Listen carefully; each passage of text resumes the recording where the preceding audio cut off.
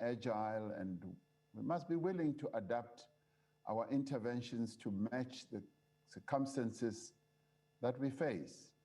The interventions that we planned yesterday may not be sufficient to meet our needs today.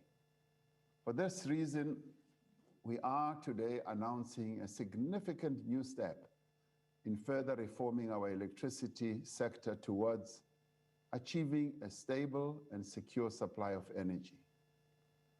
Following an extensive public consultation process and discussions within our own ranks in government, and discussions between the Minister of Minerals, Energy and myself, and also a significant amount of technical work undertaken by the Department of Mineral Resources and Energy, we will be amending Schedule 2 of the Electricity Regulation Act to increase the NERSA licensing threshold for embedded generation projects from 1 megawatt to 100 megawatts. This intervention reflects our determination to take the necessary action to achieve energy security and to reduce the impact of load shedding on businesses and households across the country. There is evidence of our intention that we are putting forward today to tackle this economic crisis head-on by implementing major economic reforms that will transform our economy moving forward. It also demonstrates our commitment as government to listen carefully to experts, to engage closely with our social partners, and to take on board new ideas to address our long-standing challenges. This measure will be crucial in developing a response to the energy crisis that is ambitious enough, bold enough, and urgent enough. The amended regulations will exempt generation projects up to 100 megawatts in size from the NERSA licensing requirement, whether or not they are connected to the grid. This will remove a significant obstacle to investment in embedded generation projects. Generators will also be allowed to wheel electricity through the transmission grid, subject to wheeling charges and connection agreements with ESCOM and relevant municipalities. However, generation projects will still need to obtain permits, a grid connection permit, to ensure that they meet all the requirements for grid compliance. This will ensure that we are able to bring online as much new capacity as possible without compromising the integrity and stability of our energy system. Generation projects will also need to have their registration approved by NERSA to verify that they have met these requirements and to receive authorization to operate. And this will all be done within a set time frame where projects do not wait for years and years. Municipalities will have discretion to approve grid connection applications in their networks based on an assessment of the impact on their grid. They will also have to undertake an environmental impact assessment and all other requirements of existing legislation. This will ensure that while we enable as much new generation capacity as possible to come online, we also will be ensuring the orderly development of the energy system that is regulated, yes, by NERSA and overseen by our Department of Minerals and Energy.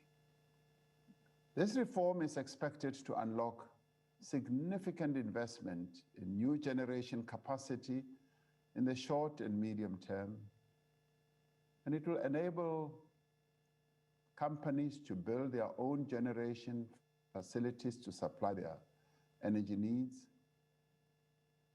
This in turn will increase the availability of supply of energy and reduce the burden on Eskom, allowing Eskom to proceed with its intensive maintenance program and to reduce its reliance on expensive gas and diesel turbines. The final version of the amendment to Schedule 2 will be published by the Department of Minerals and Energy within the next 60 days or even sooner. We are faced with the significant challenge of achieving a swift and lasting economic recovery following many years of economic decline. This government has the task of building a new economy in the wake of a global pandemic and of placing our country on a strong footing for the next decade and beyond.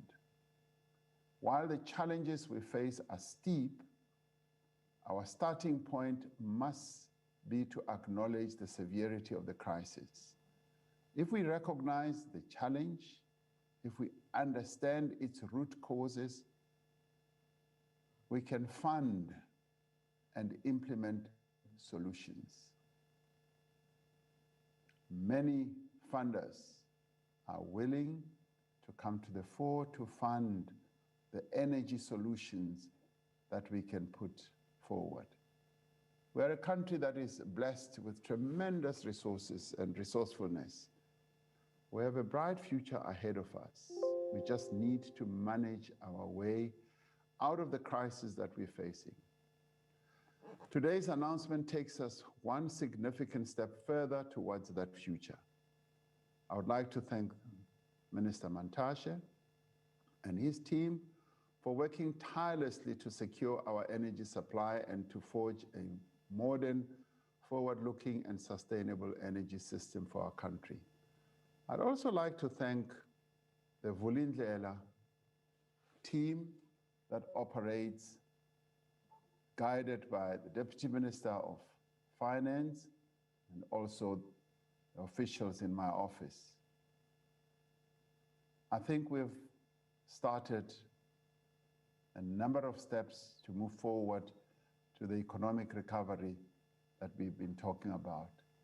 Many more announcements will be coming forward as we take one step at a time to move towards recovery. Thank you very much, Minister.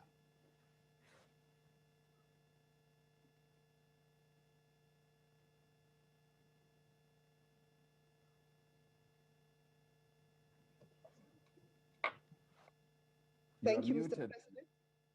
Thank you, Mr. President. They have taken the controls from me, so I have to allow them to give me the right. Mr. President, thank you for the address. And ladies and gentlemen, we'll now take questions from you. If we can have your questions by show of hands, and then I'll call your names so that we can have, they can unmute you and we are able to follow, to have you answering the questions. Can I have an indication by show of hands who?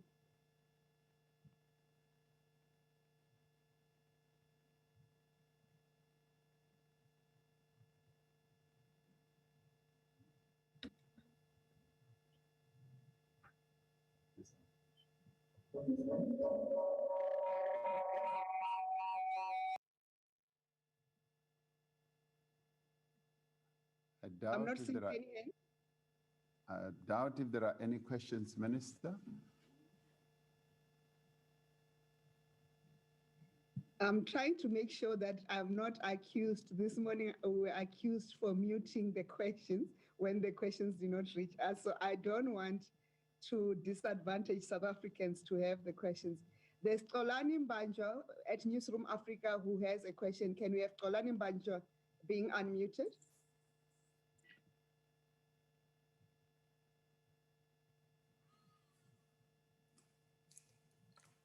Thank you very much, Minister.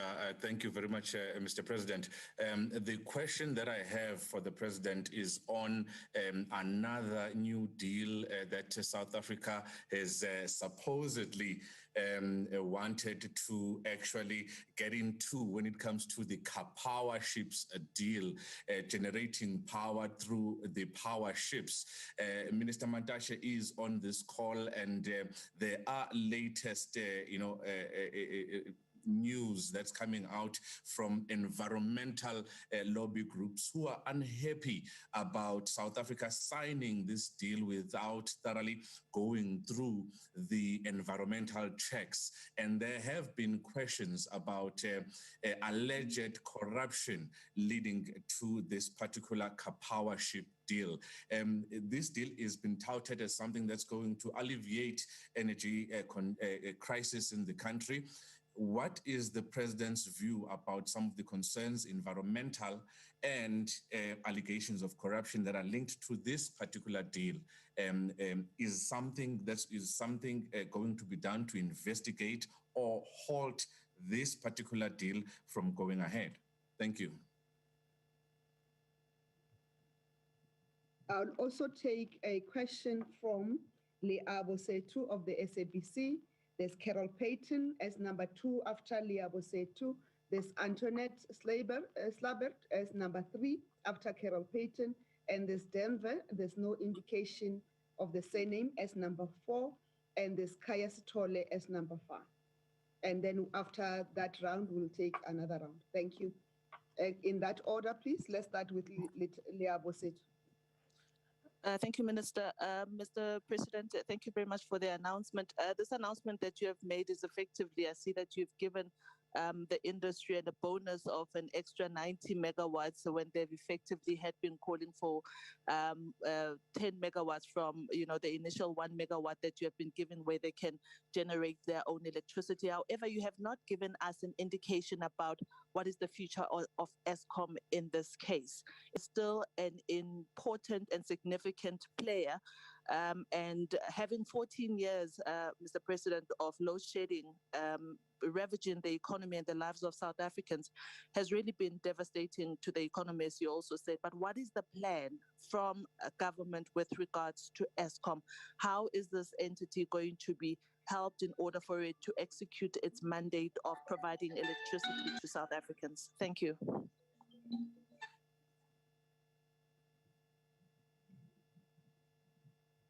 Carol Payton.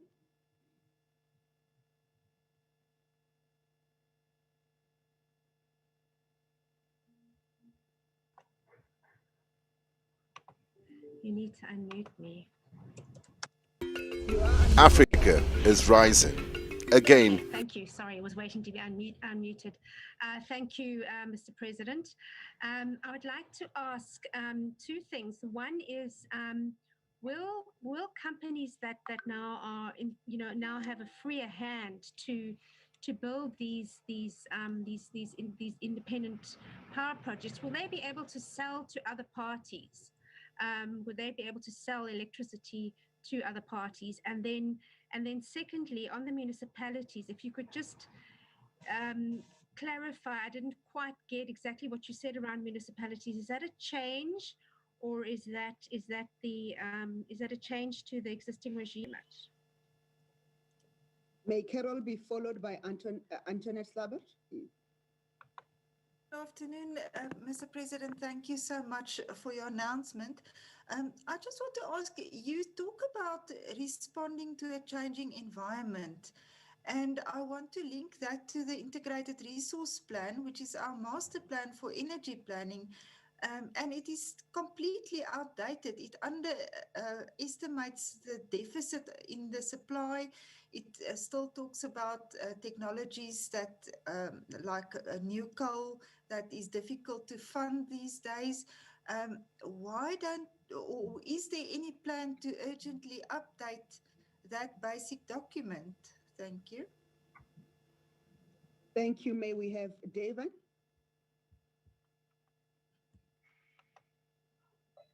Yes, thanks indeed. It's Devin Morgan from ENCA.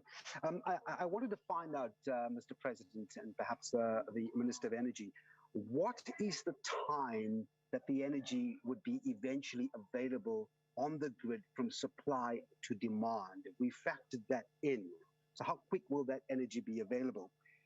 Secondly, again, just to kick off from the previous question being posed, the expectation of the energy availability factor that's cited in the resource plan, it hasn't been going to plan. In other words, that the that energy availability factor is actually decreased and not increased as we go along, as the plan envisaged. That coming out from ESCOM. So again, we're faced with the fact where we're below expectations according to the plan. How do you factor that in going forward? Because ESCOM is actually supplying lesser and lesser energy as envisaged. Thank you. And lastly, on this round, can we have Mr. Kaya Story? Thank you and good afternoon, Mr. President. Kaya from Power FM. Just a couple of questions. Obviously, historically, one of the reasons that has been cited, at least unofficially, for why these steps haven't been taken is the fact that ESCOM does indeed rely on some of the bigger users, whether it's the large power users, as essentially a guaranteed source of income. So in coming up with this decision, was this in collaboration with ESCOM acknowledging that there is indeed a possibility that some of its more reliable and more profitable customers may essentially go off grid? That is the first question. And the second one is, does the government have an idea of what they think the sum of the individuals or the entities that will take this up might be, and how that would then translate to ESCOM having greater capacity? Because if at the end of the day, all you're releasing from ESCOM is 100 megabytes, will still be stuck in stages of load shedding. Thank you. Thank you for those questions. Mr. President, I'll hand back to you with a response, and then you will invite Minister Mantashe when you feel that he must respond to specific questions. Thank you. Over to you, Mr. President. Thank you, Minister. And thank you for those who've asked questions. The question of these these power ships, rather, and the questions and the issues that are being raised by environmental groupings, these are matters that we need to pay attention to. We have a number of stakeholders who we work with, who we consult on an ongoing basis. And on a matter like this, we do need to consult them, we need to interact with them and be able to hear their concerns, get their views, and learn from their own wisdom. So I would be encouraging our department that we need to pay keen attention to the issues and the concerns that are being raised, be they of an environmental nature or the manner in which the transaction is being envisaged. My full understanding is that this is still in process. It's by no means done. It's still in process, and there are quite a number of issues that still need to be examined and studied carefully before any conclusion is fully finalized. And I will, at the end, allow Minister Mantashe to make some comments on this, be it on the issue of the environmental issues or on allegations of corruption. And of course, your question, Kolani, is whether we will investigate all these matters. Of course, yes. We are determined that everything that government does on behalf of our people should be transparent, should be open, and should be free of any malfeasance. And if there is any sign of malfeasance, we must nip it in the bud. We must be able to give cogent explanations on anything that government does for the people of our country.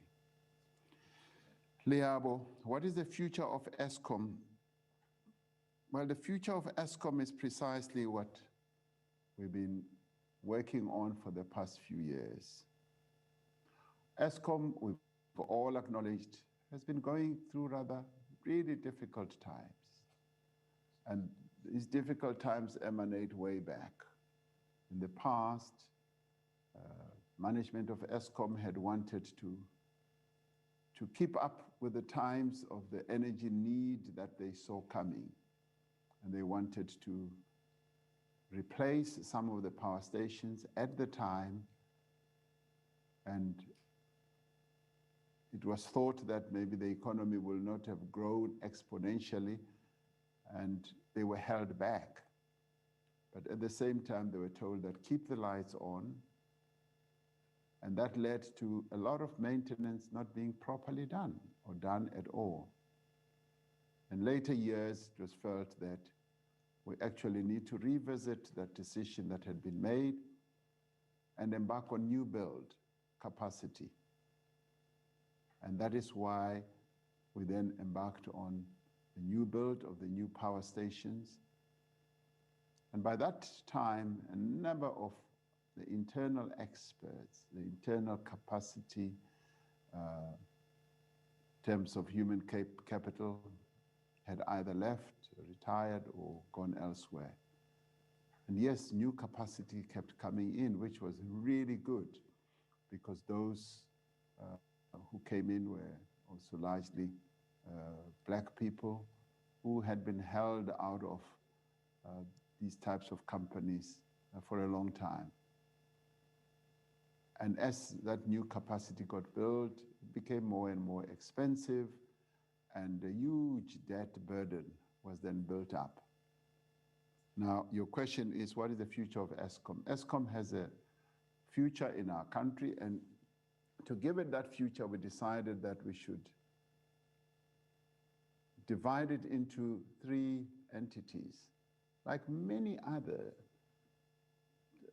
electricity or energy companies are doing around the world, that are held by government, so that we can lighten the debt burden on the entire enterprise by separating generation, transmission, and distribution, and having focused management under ESCOM Holdings. And that is what is now in process. So the future of ESCOM is such that it will be into 3 entities, and on the generation side, it's always good to have competition. That is what is happening in other countries that we've looked at and studied. Even in a country like China, they have a number of generators that compete, give consumers price competitive offerings, efficiency is enhanced, and every generator is then kept on their toes to make sure that they offer the best service. But ESCOM is their biggest generator in our country with 45,000 megawatts. For anybody to build up that capacity will take easily 30 to 50 years in my book. So ESCOM will continue as a generator of our energy, continue playing a key and central role. But right now, because of the challenges that ESCOM is going through, we need to ease that pressure on ESCOM and allow other generators to come to the fore. Our IPP program has proven one of the best in the world, because much as it is by the nature of renewables, intermittent power, they're able to make contributions to our grid at critical moments.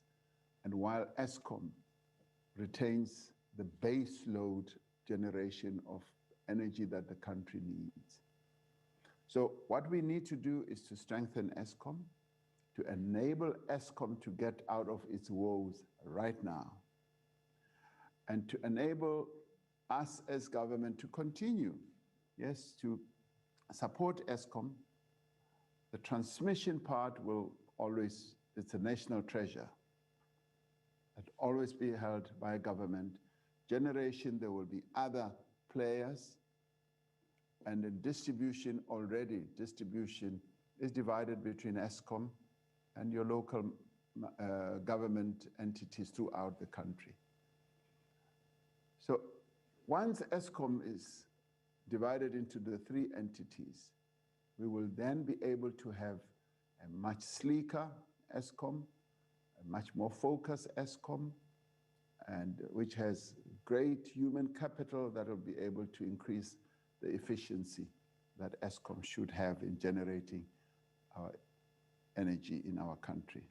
And we will continue to support ESCOM. We have already said repeatedly that ESCOM is just too big to fail in the hands of government, and we're not going to allow ESCOM to fail because it holds the economy of our country in its hands, in its transmission lines and its power stations. Carol wants to know whether companies will be able to sell their energy. Yes, they will be able to sell. They'll generate for themselves. They'll also be able to sell to others, their neighbors and all that. And once they get to that high level, either 50 megawatts, 100 megawatts, they may well find that we don't need all that energy, so therefore we need to sell and put it into the grid. For that to happen, as I said in my initial input, there needs to be a permit. There needs to be properly approved. And that is where the regulator comes in. The regulator has to examine all those. But we are also saying that we would like that to be done in a time-efficient manner. It should not be taking years and years. In fact, it should just be taking very, very short and limited time. We cannot wait to inject growth in our economy for years. We just need a permitting system that is going to move very quickly, and these elongated bureaucratic processes must come to an end because we need to create jobs. We cannot have processes going on forever and in a day. So yes, they'll be able. With municipalities, because what we need to understand is that these power generators or generator projects take place in local municipality environments. They don't take place at the union buildings, they are in the local municipality. So the regulatory process has to involve the Department of Mineral and Energy Resources, it will have to involve NERSA, it will also include and involve local municipalities. So local municipalities are going to play a critical role. They will play the role that will be clearly delineated and determined either as distributors or in any shape or form. And the efficacy of the power that will be generated at that level has to be such that it meets all the standards. And that is why it will be overseen by NERSA, it will be registered with the Department of Mineral Energy, and the local government will also play their role. Now, this is all new. This is all new for all of us. We've been talking about this for quite a while. This is all new, and we will traverse this path with the care and the efficiency that it's required. There may well be problems and challenges as we move on in terms of how local government will be able to play their role, but we will address those as we move on. The important thing is that we've got to ensure that there is energy that is generated to grow the economy of our country.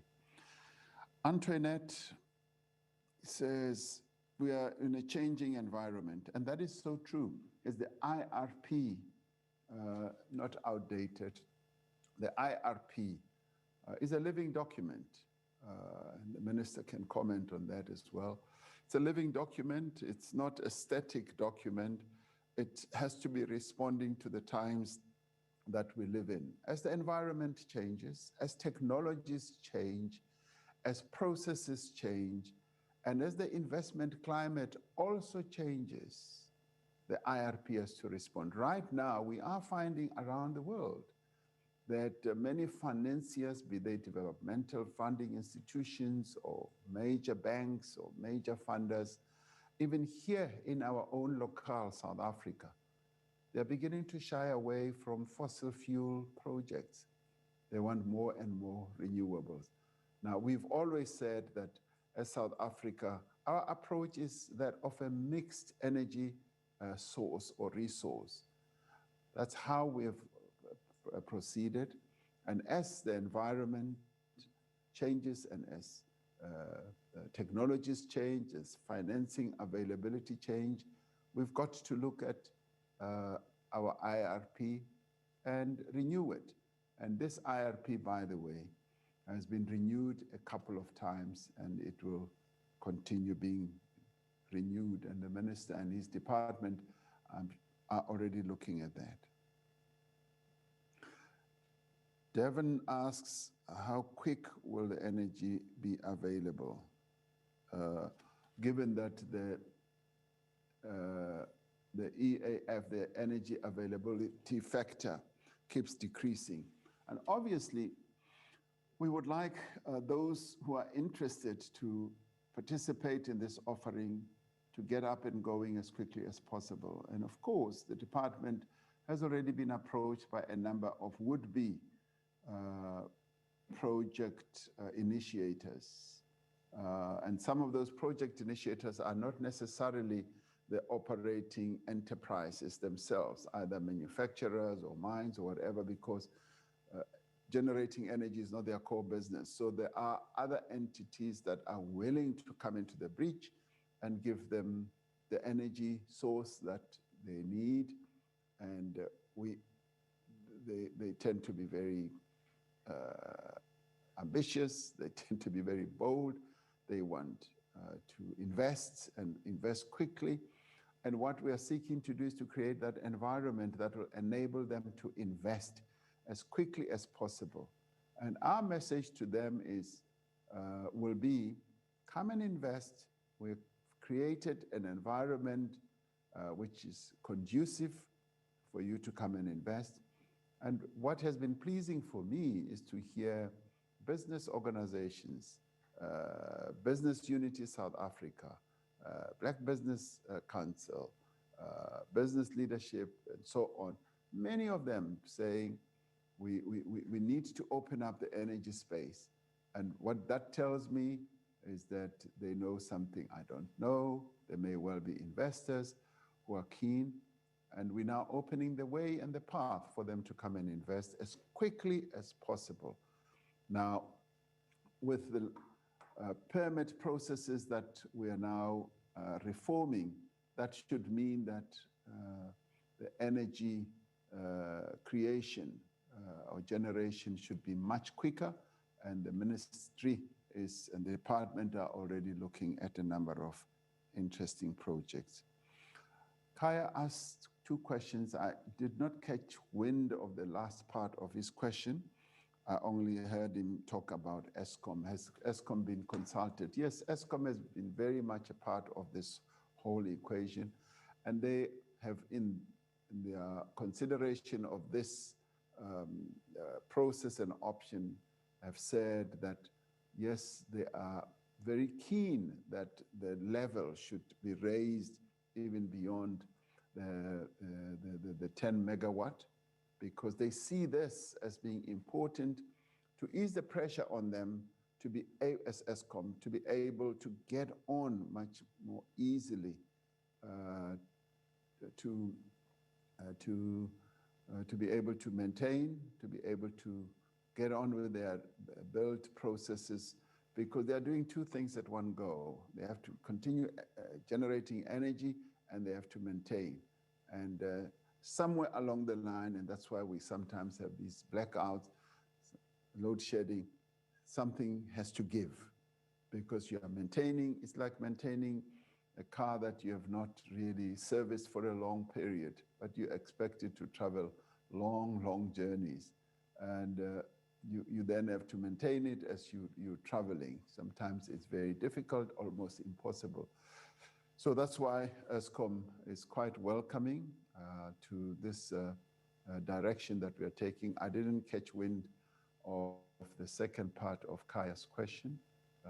Thank you very much, Minister.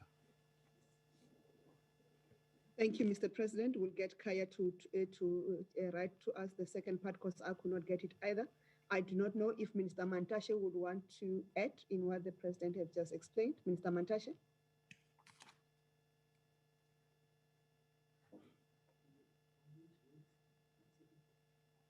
Okay, this is the President's media briefing. I don't want to make it mine. I don't want to do that. But let me deal with the first question of the car power ship deal. Environmental consideration, the allegations of corruption. Actually, we don't have a car power ship deal. We have a deal for 11 producers who are required to give us emergency energy. Among them, there is car power ship deal. It has attracted attention for two reasons. One, it is not the normal renewables. It is more based on gas. Number two, and therefore that's why it's attracting the attention of environmentalists. On the question of the allegation of corruption, I'm sure they should be investigated. But all I would caution against is that if every person who loses a deal must go to court for and make allegations, then we're going to be in trouble. But they must be investigated. That is all there. Number two, on the IRP being outdated, Antoinette, you know, government develop policies. They take a long time. You know, the IRP 2019 has been on the making from 2012, 2010. We accelerated it, we had it in 2019. If it's totally outdated, we must start something new. I'm sure by the time we finish that one, it will be outdated, we'll need something new. But the reality of the matter is that people must read the IRP. You know, the IRP is talking of 11,813 megawatts. Of those, just over 6,000 are from renewables. But still, the criticism is that we're not moving fast enough. You know, gas is given 3,000, for example. There is a provision for 1,500 for coal. And people say, why coal in this stage? And I'm saying, we need the 1,500 to experiment with new technologies, cleaner technologies of coal. It's a resource we have as a country. So if it is outdated and the government says so, we'll revisit it. But as it goes, because policy development is always in a state of becoming, is never static. So we understand that. Lastly, what will it take for energy to reach the consumer?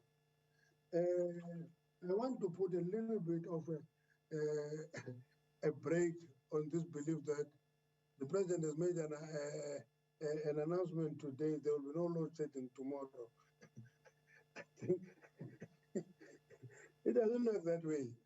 The new capacity that will have to be built, people will have to rebuild the facility. It will take its own time, it will take some time. It will come to this grid at different times and different stages. That's why window, bid window 4, which was allowed in 2018, is only 1,200 on the grid. 1,000 is still not on the grid. We're expecting to come on the grid in December. And that is nothing abnormal about that. Is because there's a build program and then connection and all those. Nothing to do with licensing. But we must not create an impression that will create a revolt tomorrow. That's the president made an announcement today. Tomorrow there will be no load shedding. Now it won't work. Thank you.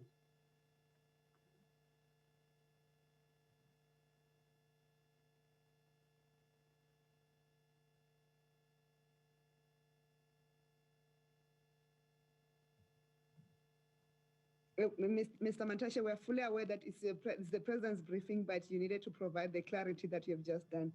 Mr. President, I've requested Mr. Kaya Stole to give us in writing the last part of his question. When he has done so, I will repeat it for you to can address when you address the next round of question, which is our last round of question.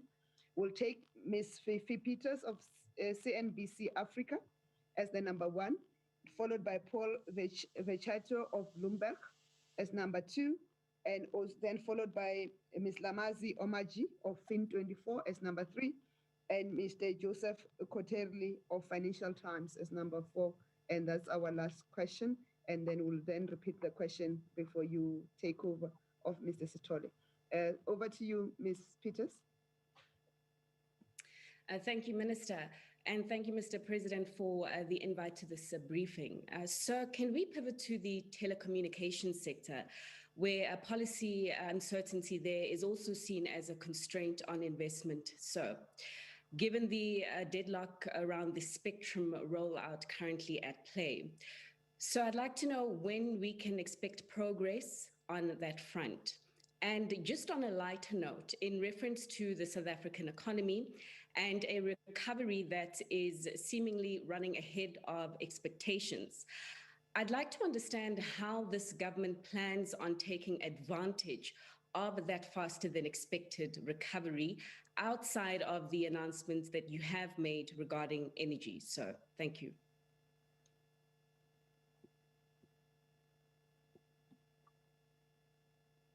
Hi, can you hear me? Hello? Yes, we can hear you, Paul. All right, hi. Good afternoon, Mr. President and ministers. I think you partially answered my first question on, does this mean the beginning of the privatization of power generation in South Africa? My second question is, how many projects and what's the estimated value of projects that are lined up to take to apply for licenses for the 100 megawatt generation and below? And then finally, how soon do you expect the first licenses to be awarded and us to see the first of these IPPs come online? Thank you.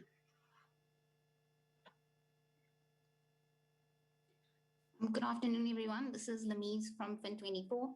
I think it's great news that the threshold has been lifted to 100 megawatts. Can we maybe just get an explanation of why it's sort of exceeded what, for example, the Minerals Council has asked for of 50 megawatts? And then the second question is about whether there is an industrial policy to support this change. I think there might be a fear that we'll have solar panels imported as opposed to having them sourced and produced locally. Thanks.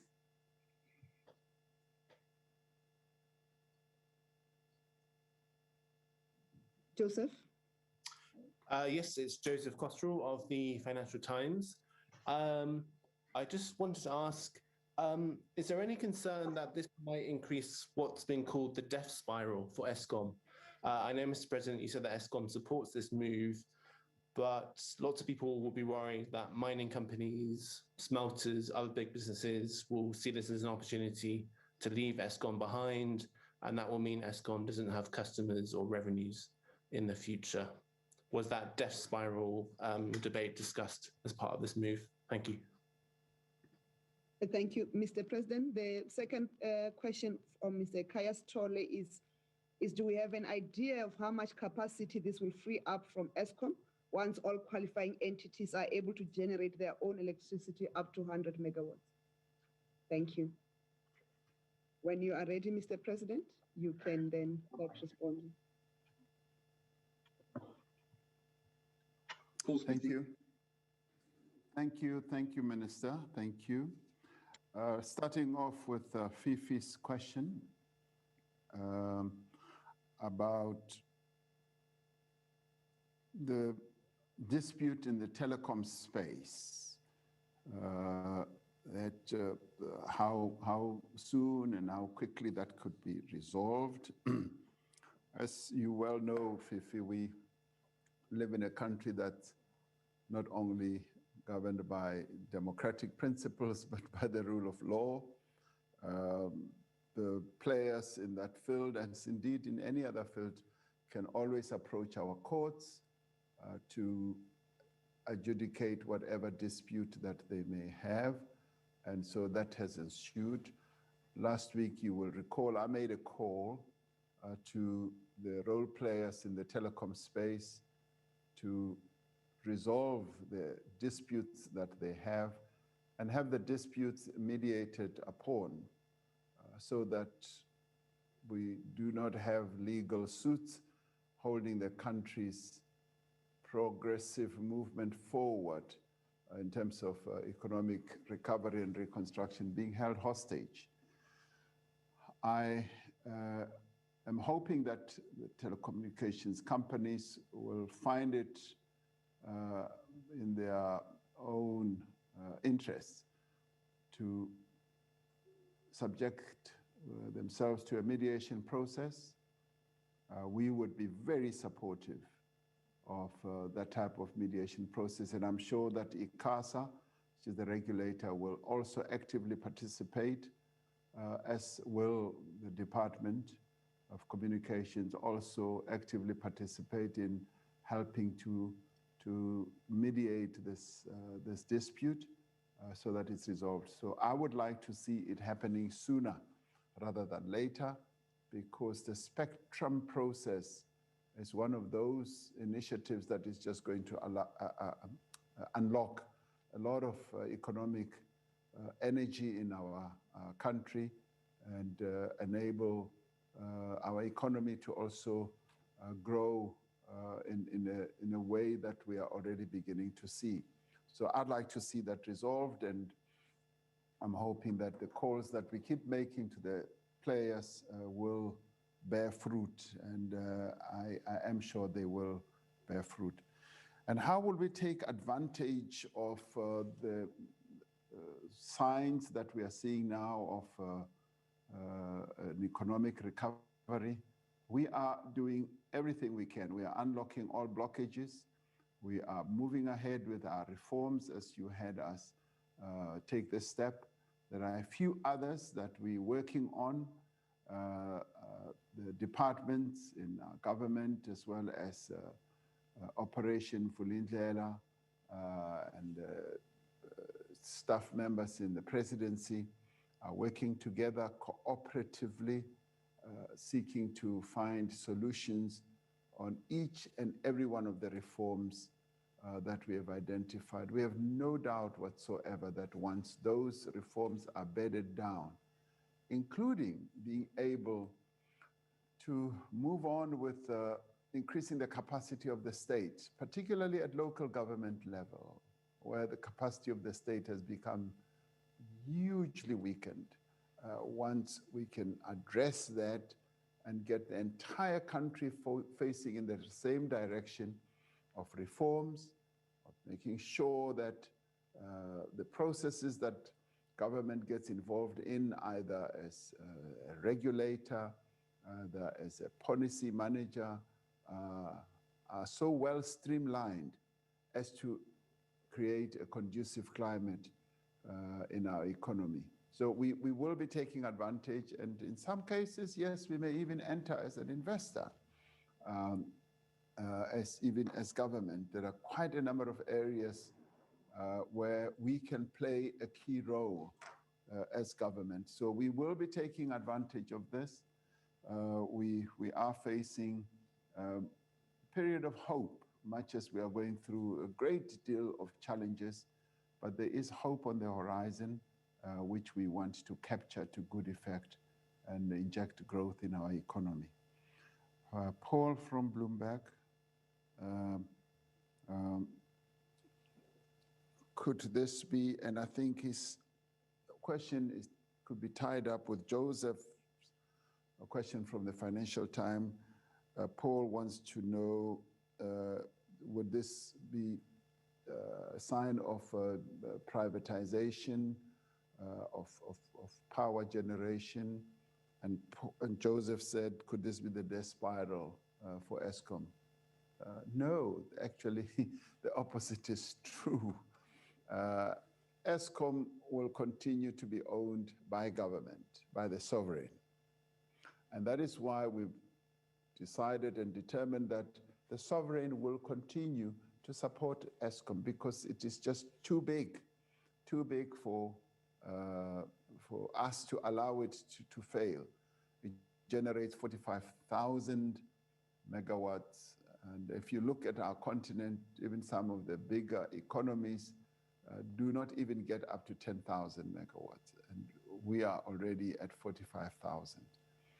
And even with the best will in the world, even if those 100 megawatts could be generated, as I said earlier, it will take many years before we get to that point. But Eskom will continue to be the key generator. But at the same time, we've been encouraging Eskom to get into the renewable space itself. It's a power generator, and there is nothing that stops Eskom from getting into renewables. Eskom operates in the nuclear field. Eskom operates in the hydro field.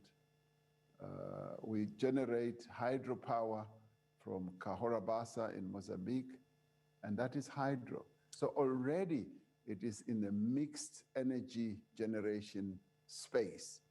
We also generate energy through gas and diesel, much as they are fossil fuels. So Eskom has a great future going forward. Right now, Eskom is caught up in a period where it is not able to move and steam ahead as we would like it to. And that is why Eskom is not opposed to what is being proposed now, because it will continue being a mega player. But Eskom also needs competition, and it knows that too. And competition is good in any economy, and it is good for consumers. So this is not a death spiral for Eskom. When Eskom is able to solve its current problems, it will research, but it will also be embracing the renewables. It has enormous experience. The human capital that is in Eskom, just right from the top to the bottom, even with ordinary workers, they know the system. The system, they operate the grid, they operate distribution and generation. So this is not the privatization of Eskom, by no means, no. And this is not the death spiral of Eskom, by no means, no. If anything, it could also be the rebirth of Eskom. And Eskom needs to shed a portion of its skin so that it can emerge as a new energy generator, and a process that it is already doing. I hope I answered the two questions. I think Lamez said, why did we go beyond the Minerals Council? In the mining sector level, there are already companies that want to generate more energy, and their ability to do so and their wish to do so is in part what has also motivated us to go beyond the 50 megawatts, because we did not want to do things on a piecemeal basis. The approaches have been made, and some have come forward with slightly more than 50 and saying, this is the needs that we have.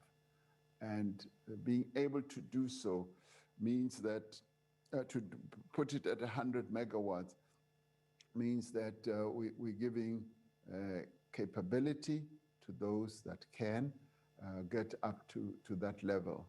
And certainly this should be seen as a great boon, really, even for the Minerals Council, because South Africa, in terms of our economy, will be a winner.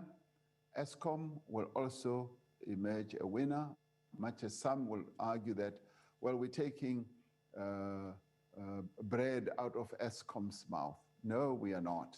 We are adding capacity to Eskom, because much as we may think it is going to lose the big power consumers, Eskom is still in charge of the transmission. So when you want to transmit, there is a business therefore for Eskom, but at the same time, you are just reducing that pressure on Eskom as to enable Eskom to increase its own capacity. And that equalizes itself, and it's an equation that we should see being able to be properly balanced. I wrote what Kaya said, but I don't know if I wrote correctly.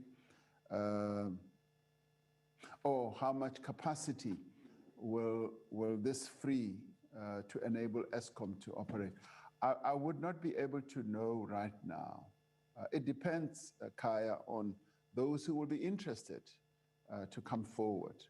We may find that lots of companies will be, because putting up a power station, even of 10 megawatts, 100 megawatts, it's a pretty expensive business. So we must never think that, as Minister Mantashe said, it is going to end load shedding right now. It's not.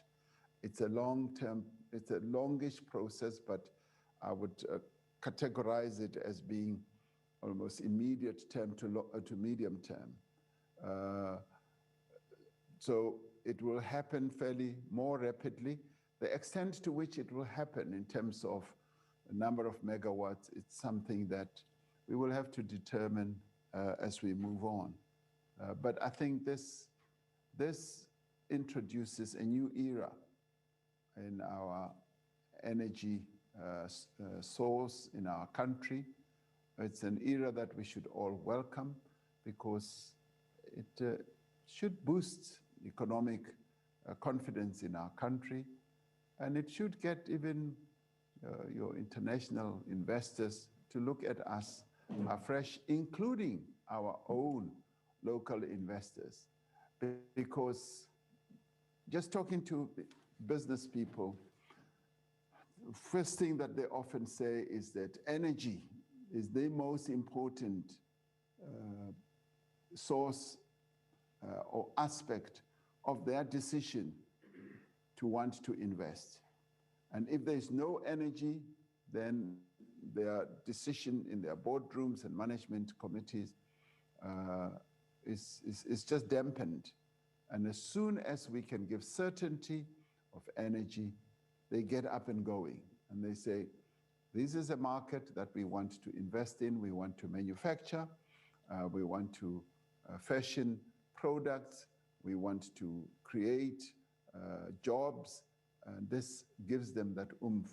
And today, that is precisely what we are doing. We're giving an oomph to the economy of our country, and we're hoping that we will be able to do so in other areas as well, so that we increase the level of confidence in our economy. Thank you very much, Minister. Thank you to you all. Thank you. Thank you, Mr. President. There's a specific question to Minister Mantashe to say, when can we expect the first permits to be issued by NERSA?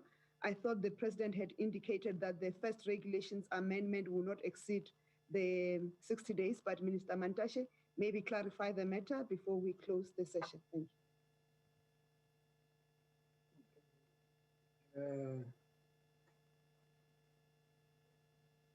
The question that says, when will be the first license, requires an answer for another question. When will we receive the first application? Because that is what will determine when we issue a license. But as the President said, you know, let me say this, President, running the risk of being fired, you know. You know, when the President was twisting my arm to move to this direction, I ultimately agreed. I said to him, fine, President, it's fine, we'll accelerate the licensing. Now is the permitting, to me is the same. It will take not more than 3 months at least, but we expect it to be much shorter than that. That's what we said. But what we also said, why 50? when we have 3 mining companies that have indicated one more than 50, 184 megawatt, 170 megawatt, another 100 megawatts. Why should we exclude mining companies? Let's go to 100. Now he's also bargaining, with the president. If he moved to this direction, we must bargain for miners. It's one portfolio. I agree. Thank you very much. That's it. I think the president has answered all the questions. I don't need to answer. Thank you, Minister Mantashe. I think South Africans will remember that both yourself and the president are miners, are former miners. So the interest of the mining sector is very primary in the work that you do and in all your considerations. Mr. President, thank you for your time, for this interaction. It's always appreciated when you interact with South Africans through our media, more especially on matters of national interest and national importance. And we'll try to create more opportunities of this nature with your busy schedule, both for the country and the Republic and your international commitments. And Mr. Mantashe, thank you for being available to support this interaction. To the members of the media, thank you for always being responsive and also sticking to the script. And have a lovely day to all of you. And thank you to all South Africans. At least the energy problems of the country are getting resolved quicker than we all expected. Thank you. Thank you, Mr. President.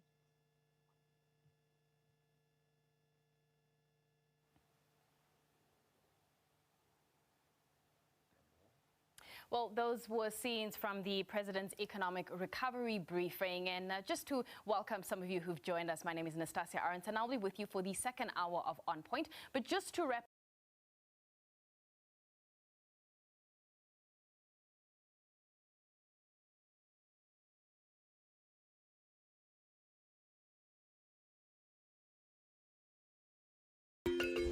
Africa is rising. Again, we hear our sounds echo on the other side. Afrobeats and Afropop reinvented, hip life brought back to life, new energy infused into Kwaito and Kwela. Africa is balling.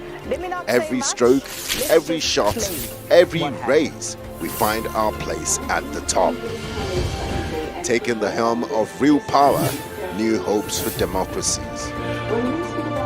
A breed of entrepreneurial tigers, audacious storytellers, and a promising generation raring to go. Truly, Africa is rising. And this is where the stories that define our continent live.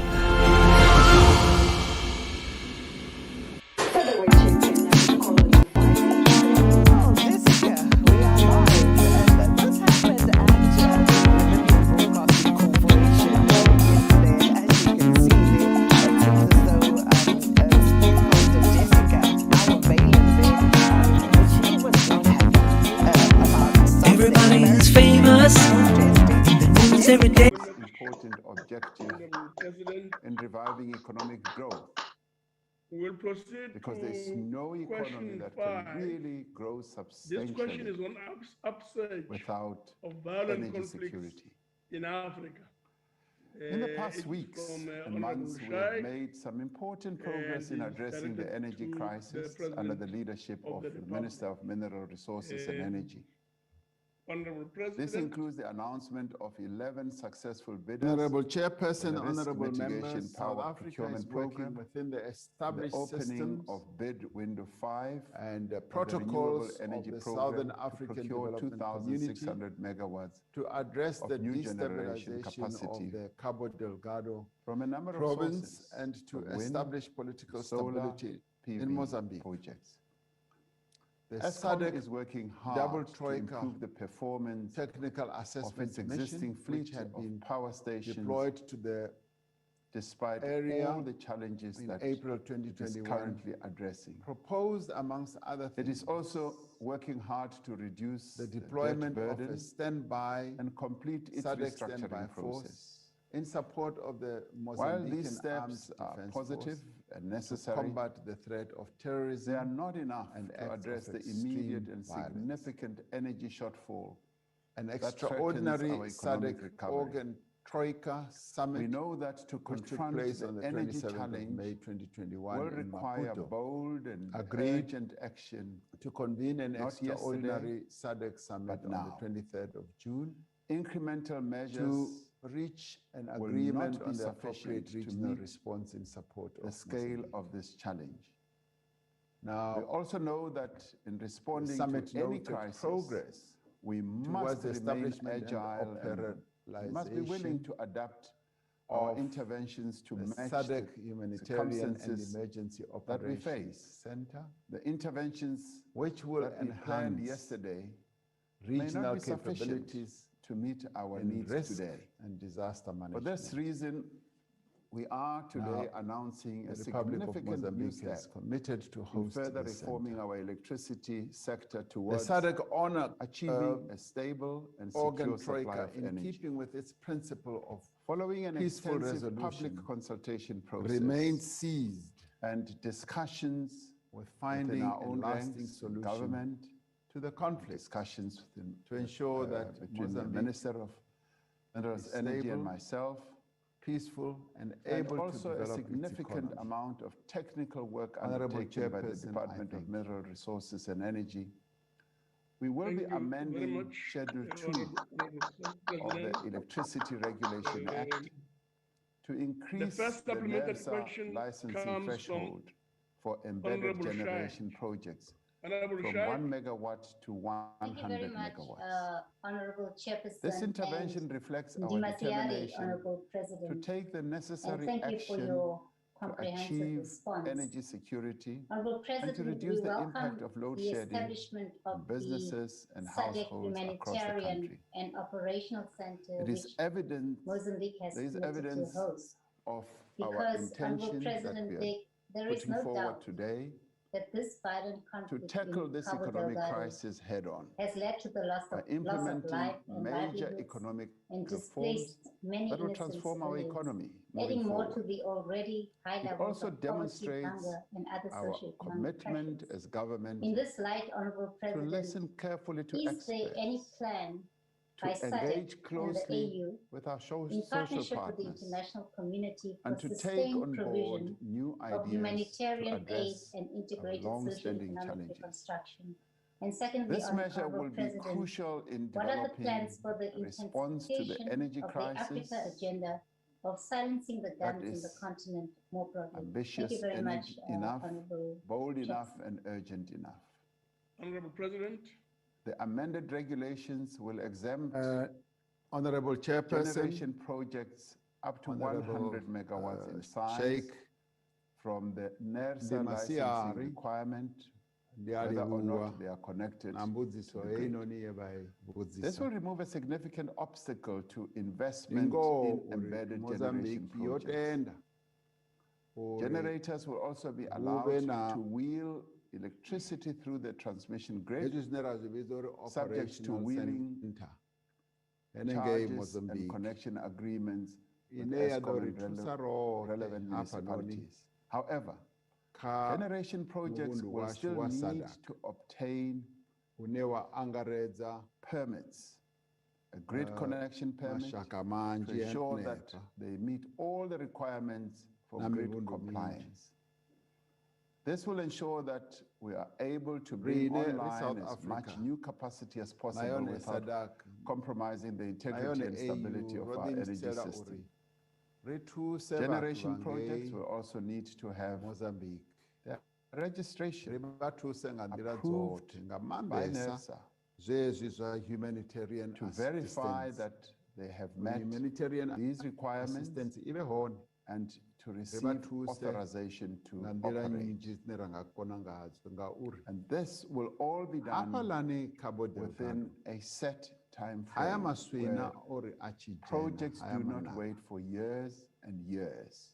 avula vathu vanji nga mani Municipalities will have discretion to approve grid avhala na connection zilila applications to their zvapedza networks zoita uri based on an assessment of the Uchava impact on their grid. napetu haudzura They will kavathu also have vanji to undertake an environmental Vabharangana impact assessment and all petu other hote requirements of existing legislation. vachichawana napetu haudzura This will ensure that Pavuviri, while we enable as much new generation capacity as possible to come online. We also will be ensuring the orderly development of the energy system that is regulated, yes, by NERSA and overseen by our Department of Minerals and Energy. This reform is expected to unlock significant investment in new generation capacity in the short and medium term, and it will enable companies to build their own generation facilities to supply their energy needs. This in turn will increase the availability of supply of energy with regard to and this reduce the agenda of burden on silencing the ESCOM, guns, Honorable Chair, allowing ESCOM to proceed with its intensive this is an maintenance important program agenda and to for our reduce continent, its and we reliance on continue expensive gas to and work diesel at achieving turbines. and attaining this agenda. The final It version of the amendment to became Schedule 2 an will important be published agenda by the program Department of Minerals during and our Energy chairship of within the AU. next 60 days. We had or even hoped sooner. that by the end of last We're year, faced we would with have the silenced the guns, significant challenge but of it did not achieving happen. a swift and And lasting indeed, we're economic finding recovery. that in a number Following of many countries years on of our economic continent, the decline. guns are just raging. This government has the task of But we building remain committed to the hope of silencing the guns, and we are working continuously to silence the guns with a number of players on the continent. So that project is ongoing. We have stops and starts and sometimes reversals, but so is the nature of our work on our continent. We have to keep at it the large power until users is we have achieved success. So we will continue to support the people of Mozambique in every way possible, as we also seek to silence the guns across our continent. Thank you, Honorable Chair. Thank you very much, Honorable President. We'll now proceed to a question, supplementary question by Honorable Ngwezi. Honorable Ngwezi. Thank you very much, Nyambose. Ngibingelele Mengameli. Nakubahlonishwa bonke abala kumhlangano. Mozambique's Cabo Delgado's province is experiencing challenges due to clashes between armed insurgent groups and security forces, a security challenge that has demanded both regional and global attention. In May this year, the government strongly warned against the attacks, especially on children, women, and the elderly, during the escalating violence between Israel and Palestine, calling it unjust and shameful. Yet a few miles away, Islamic militants are beheading children as young as 11 years old in Cabo Delgado, while more than 2,600 people have died in the conflict and 670,000 are reported to have fled their homes. Mindful that instability in Mozambique is an external threat to our security against religious terrorist groups, what active measures have we taken as a country and as a regional hegemony to protect ourselves and our SADC countries? Thank you, Mengame. Honorable President. Thank you, Honorable Chairperson and Honorable Member Ngwezi. I did, in my initial reply to the question that was raised by Honorable... Come from Honorable Lutuli. Honorable Lutuli. Ngiyabonga ngibingelele. Mongameli, ukuqubuka nokuhlasela ngamaphekula esifundazweni saseCabo Delgado eMozambique isimo esingapheli.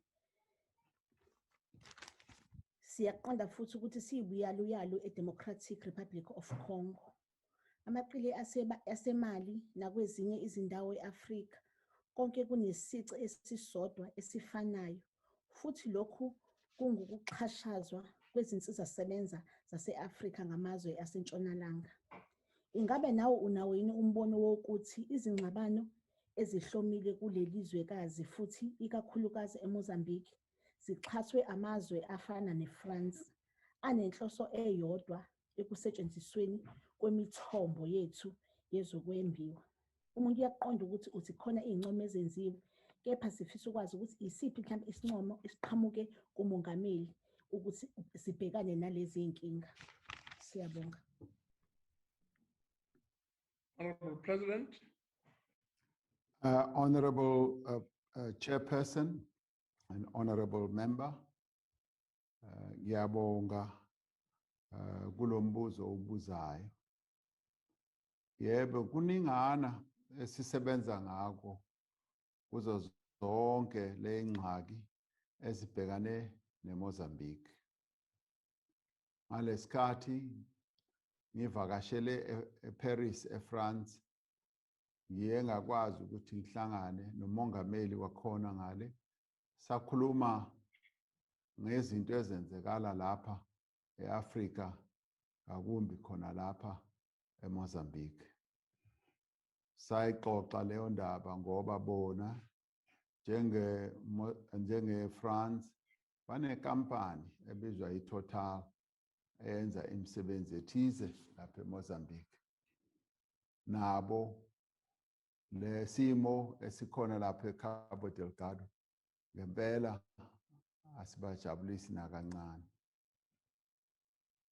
Ekukhona ukuthi nathi sisonke ayisijabulisi into enzekayo lapha eCabo Delgado. So clearly all of us are concerned about the situation out there in Mozambique. We've also been affected more directly because a South African, as you well know, passed away, and other South Africans who are also working and in that area have also been either displaced or affected, and some may even have been injured.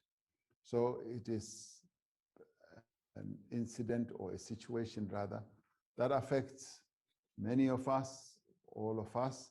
So we therefore need to work together and see how best we can solve this problem in supporting, yes, Mozambique, and making sure that we bring an end to the noise of the guns and silence them all together, so that we can live in peace and harmony as the people of Southern Africa, and indeed Africa as a whole. I thank you. Thank you very much, Honorable President. We will now proceed to the fourth and last supplementary question from Honorable W.A.S. Ocam. Honorable Ocam. Thank you, Honorable Chairperson. Thank you, Honorable President, for taking the question. Honorable President, noting the depleted budget to the South African National Defence Force and the understaffing of the border monitoring program of the Defence Force, as well as the fact that there are rumors of extremist groups already having cells in South Africa, what steps have been taken to ensure that South Africa is protected from similar threats and attacks as those that took place in Cabo Delgado in Mozambique, especially noting the recent discoveries of gas resources near our coastline? Thank you, Honorable President. Honorable President. Thank you, Honorable Chairperson and Honorable Ocamp. The South African government, through its various agencies and arms, continues to monitor the situation that's unfolding in Mozambique, and continue to monitor the impact that the flow over of that type of situation could have on South Africa. Our various agencies are monitoring the situation with the sole aim of continuing to protect the people of South Africa. Thank you, Honorable Chairperson. Thank you very much, Honorable President. We'll now move over to the last question. That is question 6. The question is on strengthening the fight against gender-based violence and or femicide. The question is from DC Christians and is directed to the President of the Republic. Honorable President. Chairperson and honorable members, following the State of the Nation address in June of 2019, the Emergency Response Action Plan was implemented to further strengthen the fight against gender-based violence and femicide and provide justice for the victims and survivors. This was a short-lived plan implemented over 6 months through partnerships between civil society networks, government, development partners, and also academic institutions. The National Strategic Plan on Gender-Based Violence and Femicide was approved by Cabinet in March of 2020. Now that plan builds onto the Emergency Response Action Plan and focuses on improved accountability, responsiveness to the needs of survivors, addressing impunity, and driving a comprehensive prevention agenda. We are beginning to see positive results through various joint interventions. In February, in 2021, we launched the Private Sector GBVF Response Fund, where an initial amount of almost 130 million rand was pledged. Legislative reform has been a critical component of the National Strategic Plan. Last week, the National Assembly passed 3 bills: the Criminal Law, Sexual Offences and Related Matters Amendment Bill, secondly, the Domestic Violence Amendment Bill, and thirdly, the Criminal and Related Matters Amendment Bill.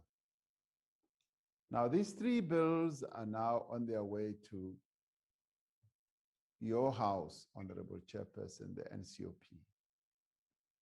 I would encourage the NCOP to carefully consider these 3 bills with a sense of urgency within the legislative mandate of the NCOP. We have introduced several innovative initiatives to facilitate access to support and justice. This includes an SMS notification system for applications for domestic violence protection orders that was launched at all district courts in January 2021. The Domestic Violence Amendment Bill, once passed, will make it possible for complainants to apply for protection orders online. Now, 32 regional courts are ready for the designation that we could give them as sexual offenses court. There are plans for the establishment of 6 additional Tutuzela care centers. As of March 2021, all police stations had the necessary sexual assault.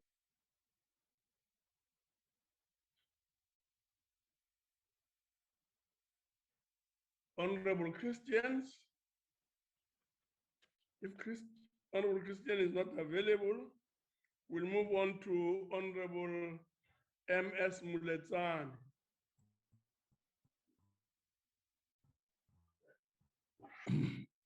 Honorable Muletsane.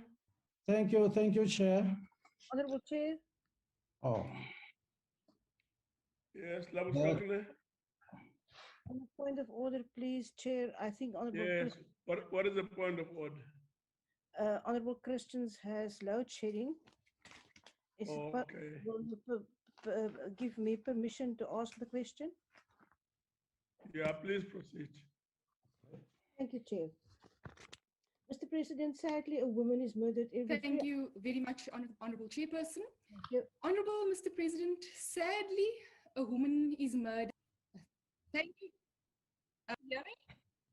Point of order, Chair. Order, Chair. It looks like there is no clarity of what in terms of we are right at the Chairperson, I am back. At the end of our session. So let's exercise a bit more patience. Chairperson, I apologize. It was load shedding. Yes, load shedding. Okay, please proceed. Yes. Thank you very much, Chairperson. I am grateful for the opportunity. Mr. President, sadly, a woman is murdered every 3 hours in this country. This is 5 times the global average. There is a huge imbalance in how your government is dealing with this scourge. We are said to have the most highly regarded legislation and policies to address gender-based violence, and yet we have DNA backlogs of 173,000. A recent report also shows that most women have traumatic experiences across all stages of interactions with the justice system when reporting incidents of gender-based violence. Additionally, the SAPS's recent bungling allowed a private sole supplier to turn off the systems that track evidence in criminal matters. Given this catastrophic consequences of failure on the prosecution of gender-based violence cases, what action will you take against the Minister of Police, as well as the National Commissioner that presided over this dereliction of duty? And more importantly, Mr. President, will you give a commitment as well as a timeline to ensure the DNA backlogs are processed speedily? Thank you very much, Mr. President and Honorable Chairperson. Honorable President. Thank you, Honorable Chairperson and Honorable Member. Clearly, we continue to be concerned about the killing of the women of our country and the trauma that they go through at the hands of men. And these are matters and challenges that we continue to deal with. And you are correct in saying we have passed really good legislation, and we have come up with instruments that are really good to be able to deal with the scourge of gender-based violence. And clearly, the real challenge is implementation of the decisions and the laws and the rules that we have passed. It is this that is going to act as the great impetus to be able to get, yes, the department that's led by Minister Cele, and also the ministry that's led by Minister Cele and the department that is led by the Commissioner, to take steps on an ongoing basis to address these challenges. Yes, the mishap that has happened with the process of securing the DNA is a matter that's serious, that I will be getting a full and detailed report on. And I also am addressing the issue of how best we can address the issue of the DNA challenges, because it is not acceptable that we've had 173,000 backlog when there is technology, when there are processes that we can utilize to address this type of challenge. This, to me, is a huge, huge, huge problem, which I am addressing. Thank you, Honorable Chairperson. Thank you very much. We will now proceed to the second supplementary question from Honorable M.S. Muletsane. Honorable Muletsane. Thank you, Chairperson.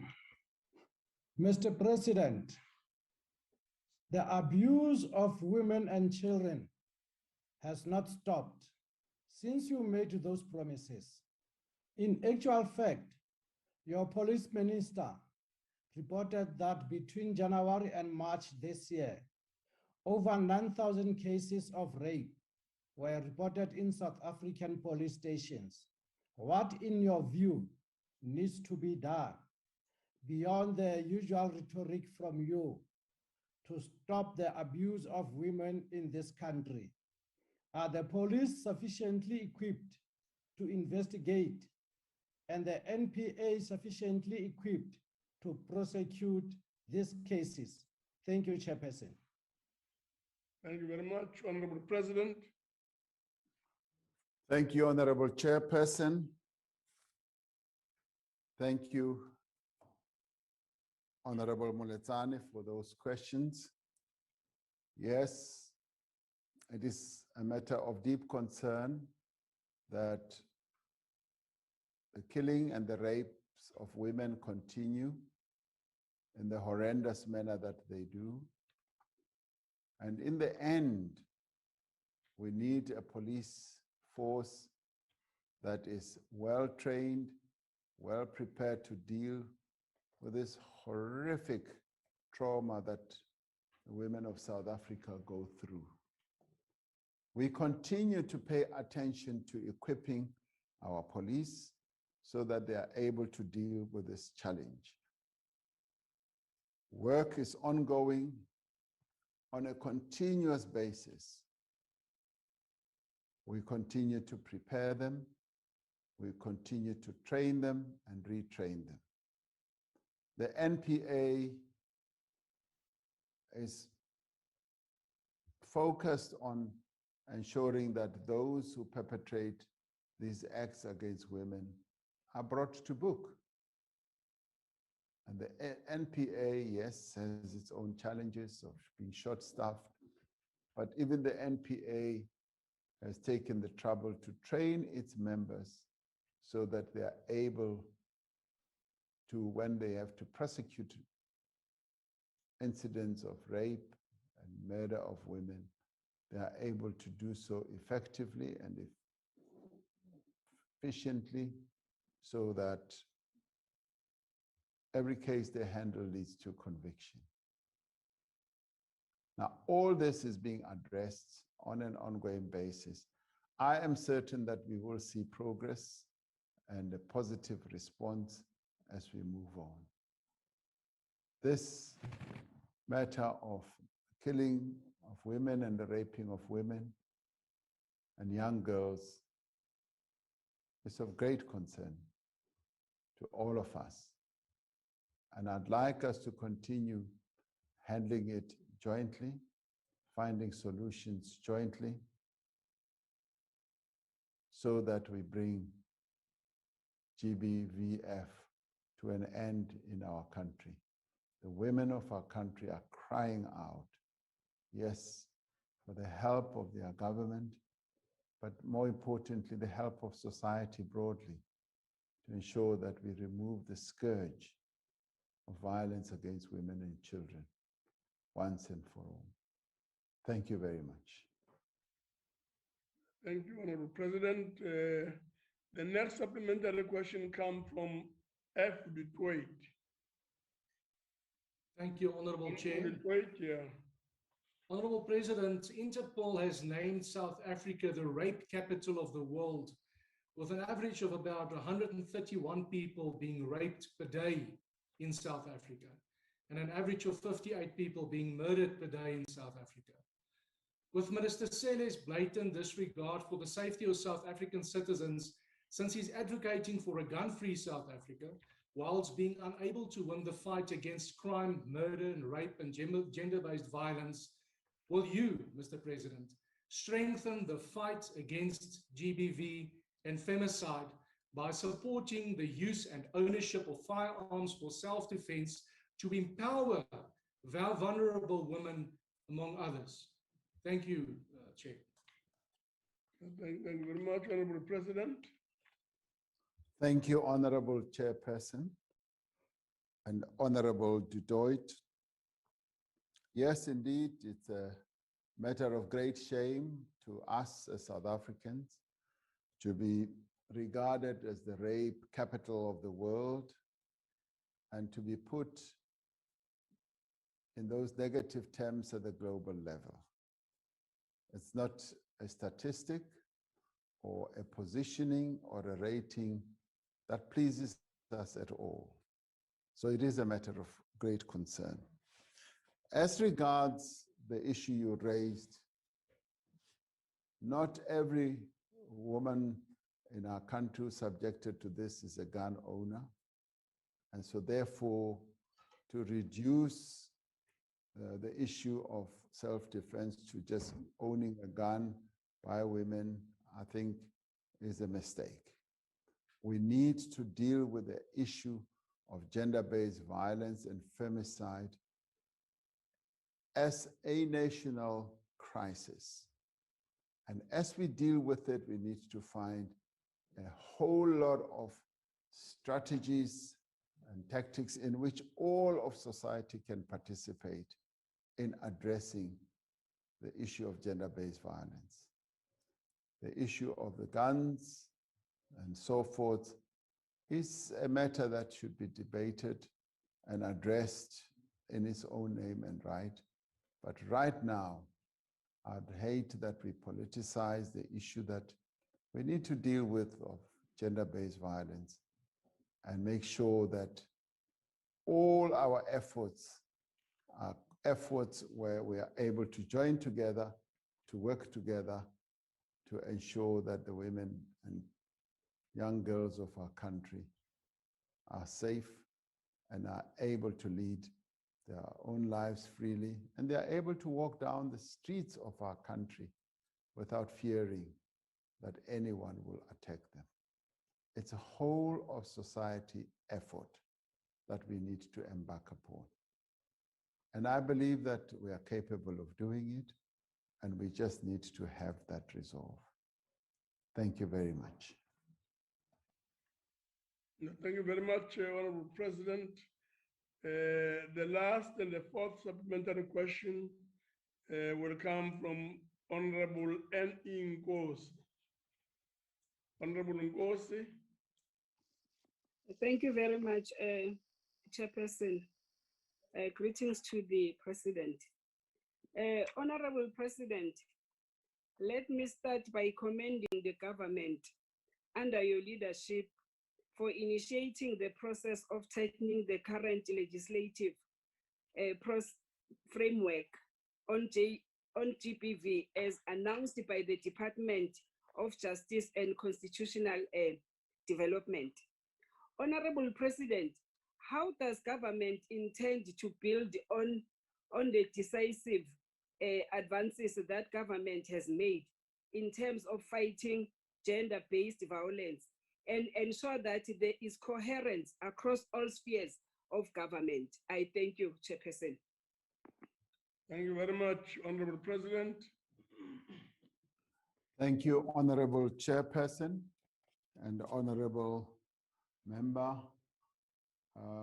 I've often held the view, and I want to repeat it here, that the only way we can be successful in our efforts in fighting gender-based violence is to work together. And we've crafted a rather very good and powerful process of working together, which is the district development model. And this model has been found to be most effective in a number of countries where not only government entities, but all stakeholders are able to work together at the level where our people interface with everything that affects their lives. Be it crime, if we work together at that level, we will find more and greater effectiveness. Be it economic growth, be it addressing the challenges of schooling, be it health and infrastructure development, and indeed, be it gender-based violence and femicide. If we are able to organize ourselves as society, government working hand in hand with key role players, labor, religious leaders, traditional leaders, youth movements, women's movements, business, you name it, sports organizations, you know, if we are able to work together to look at the districts where our people live, we should be able to address this and many other problems. As to gender-based violence and femicide, working together as key role players would ensure that, yes, very little space and room is left to abusers, to rapists, to killers in our areas, because they'll find us tightly and neatly organized as a people, where there is just no room for criminals, no room for rapists. This is the way in which we would have greater effectiveness, because a cohesive society, a society which binds itself together around a set of values and principles, would have greater capability of being able to deal with social challenges, economic challenges, and a whole range of others. So I put a lot of confidence and faith in our ability to address our common problems in our society if we work together. It is one of the better and best ways. If our policing forums work effectively, where everyone joins in a common purpose type of approach, where everything that happens in our society, in our community, is everyone's concern, and it's everyone's responsibility, where we also take account for each other, where we look out for each other. That, in my view, is the philosophy that the father of our nation, Nelson Mandela, urged us to pursue, Ubuntu, because it is through the Ubuntu principle of philosophy that we are able to say, my neighbor is my responsibility, my neighbor's well-being is my responsibility, ngoba ngaleyo ndlela siyakwazi ukusho ukuthi umuntu yebo ngumuntu ngabanye abantu. Makunjalo siyakwazi ukuthi sibhekane, sisebenze kunye, senze yonke into ngendlela ezokwazi ukuthi isise phambili njengomphakathi. Ha re ka etsa jwalo, tla fumana hore ka nnete ho tla ba le tswelopele e tla re isang pele. Ka hobane ka yona tsela eno re tla ba re bontsha hore re a tlhokomelana, re sebetsa mmoho dibakeng moo re dulang teng. Ho etsetsa eng? Ho etsetsa hore le bao ba ratang ho bolaya basadi, ba batlang ho rape basadi, a bana sebaka se ba ka tshabelang ho sona. Ba tla fumana hore re ntho e le nngwe, re kopane, re batho ba le bang. Ka hobane motho ke motho ka batho ba bang. I thank you, Honorable Chairperson. Thank you very much, Honorable President. Egameni ke le NCOP Seniyangivumela ukuthi-ke ngendlulise amazwi okubonga ekumengameli ngokuthi asabele izwi lomkhandlu ye-NCOP ukuzophendula imibuzo. So very, very grateful, Honorable President, that we have availed yourself. That, honorable delegates, concludes the business of the day. The House is now adjourned. Hi, Yampi. Thank you, President. Thank you, President. Yes, thank you, Chair. Order. Recording stopped. Chief Whip. Chief Whip, thank you. Yeah.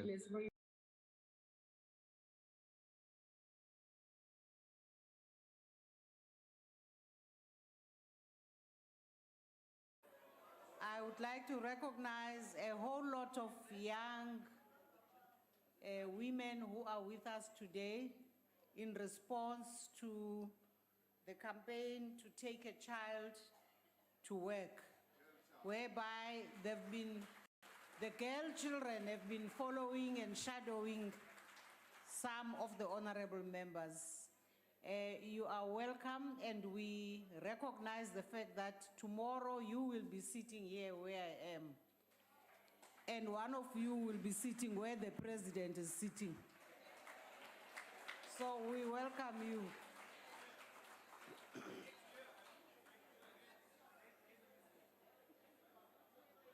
The secretary will read the first order of the day.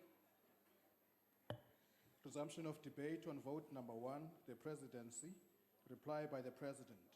Appropriation bill. The Honorable, the President of the Republic. Madam Speaker. What is the issue, Honorable Madam Speaker, Steenhuisen? I'd like to address you in terms of Rule 92.2, if I may. At the commencement of yesterday's proceedings, I was promised a cigar. It hasn't arrived yet. And I certainly hope that the delivery from the President is going to improve significantly.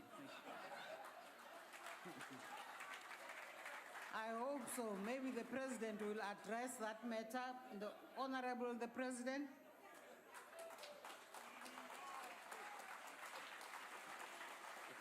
Thank you.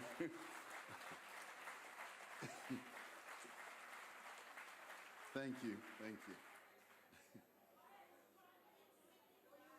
Madam Speaker, ministers and deputy ministers, leaders of political parties here, honorable members, and our most distinguished guests, the girl children who are up there,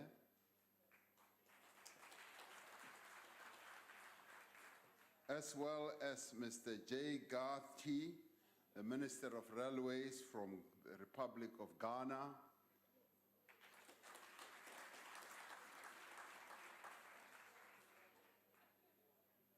Mr. Steenhuisen,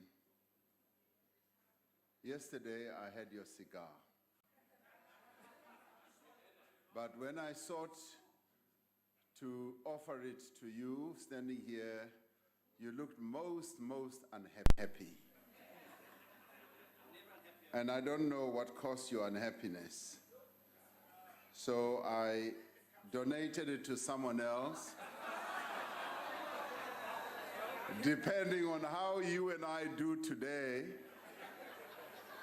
you will have a box of cigars from me.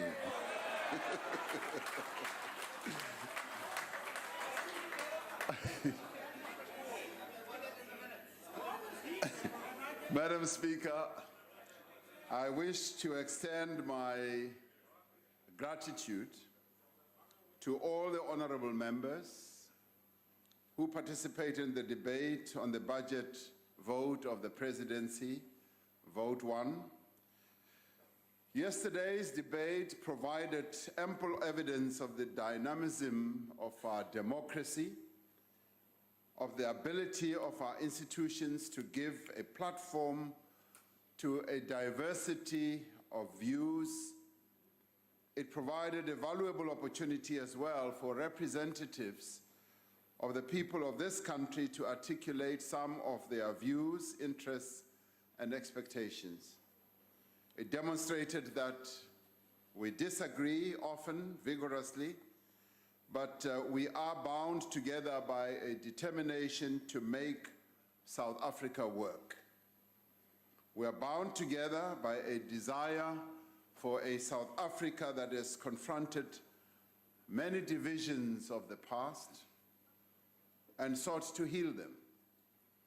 We are bound together by a set of constitutional principles and values that clearly differentiate our democratic present from our horrible apartheid past.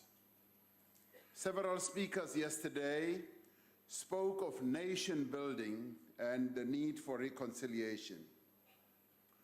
The Achtbare Groenewald, the Honorable Groenewald, said that we are all South Africans that must build this country, and I agree with it. In the same measure, we are all South Africans, and we have an equal responsibility, and that is unity and reconciliation. All of us have an equal responsibility to foster unity and reconciliation, and not just unity and reconciliation in name, but unity and reconciliation in real effect. That requires that we recognize both the injustices of the past, but also recognize how the legacy of that injustice endures and continues in social and economic terms to the present. When we talk about white privilege and black poverty, Honorable Maimani, we are not only talking about the past, we are also talking about the present. And we need to recognize that this present was caused by what happened in the past. It did not arrive today or just yesterday. It existed in the past, and we are in this situation because of what was done to our people in the past. We cannot build a united nation unless we fundamentally change that material reality. We cannot achieve reconciliation until we have torn down the barriers that still divide us. The drafters of the National Development Plan said that there is still much that divides us, and we are still divided by the past or the barriers that were put up in the past. Some of those barriers exist today, and some of them exist in people's minds. They exist in the people who think that it is still acceptable to sing, destem, and display the old South African flag.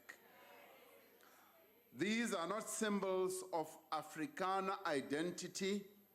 They are symbols of discrimination, oppression, misery, and still wanting to go back to the past. These barriers exist in the minds of those who would deny that apartheid was a crime against humanity. These barriers exist in the minds of those who measure people's worth by their race, people who measure people's worth by their gender, their language, their ethnic group, class, or income.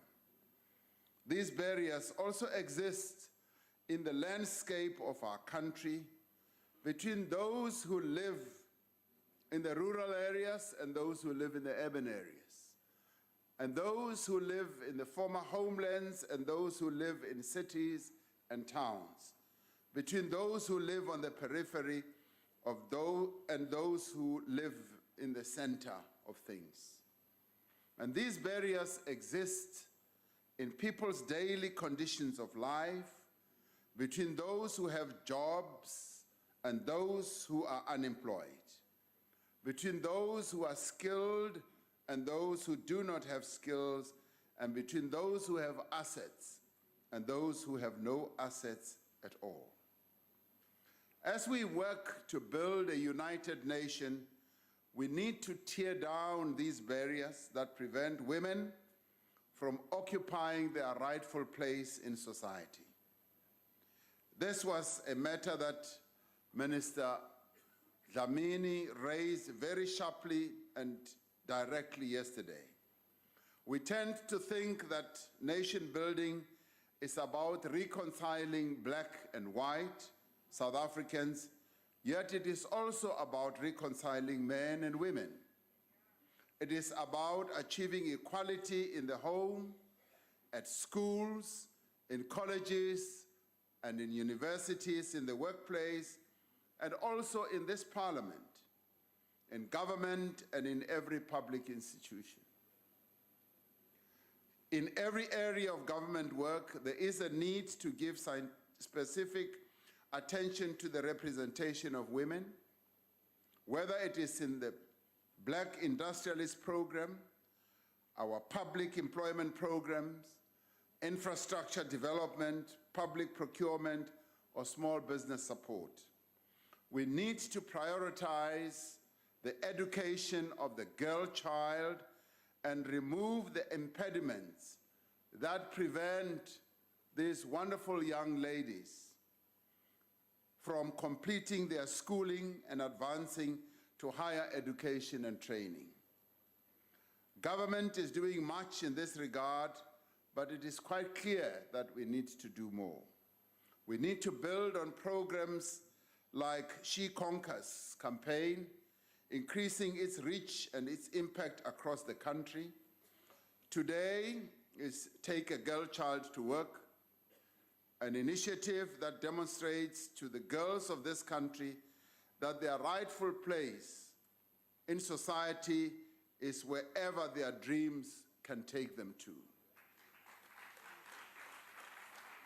If your dream one day, young ladies, is to become members of parliament, maybe you will even become better members than parliament than all of us.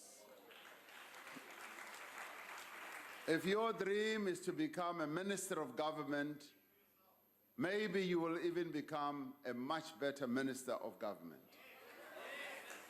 If your dream is to become a scientist, maybe you can even be better scientists than we have. We welcome the learners who are here today.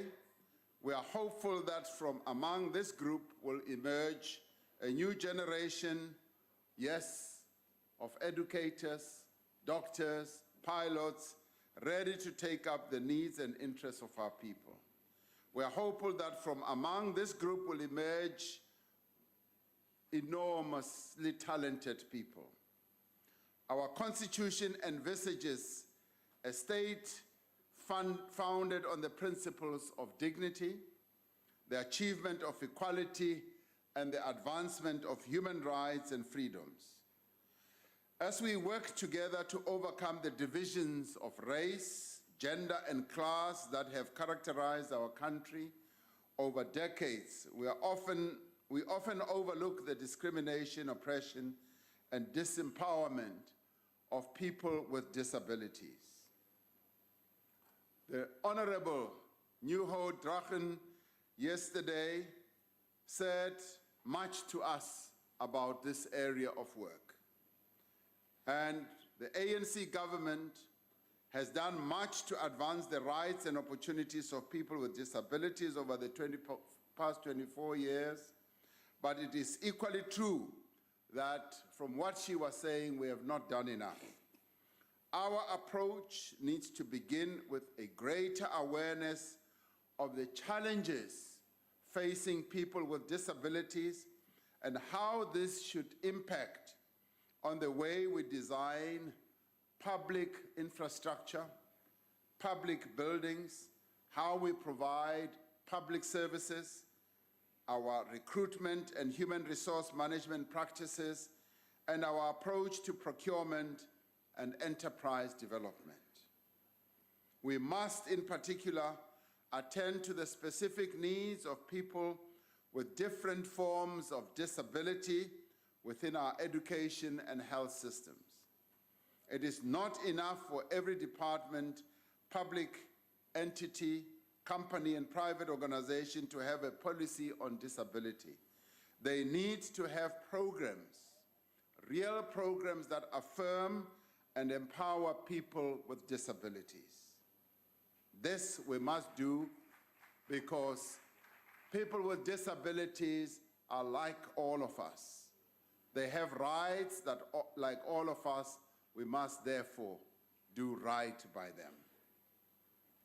The mandate of this government is to tear down barriers between those who have and those who do not.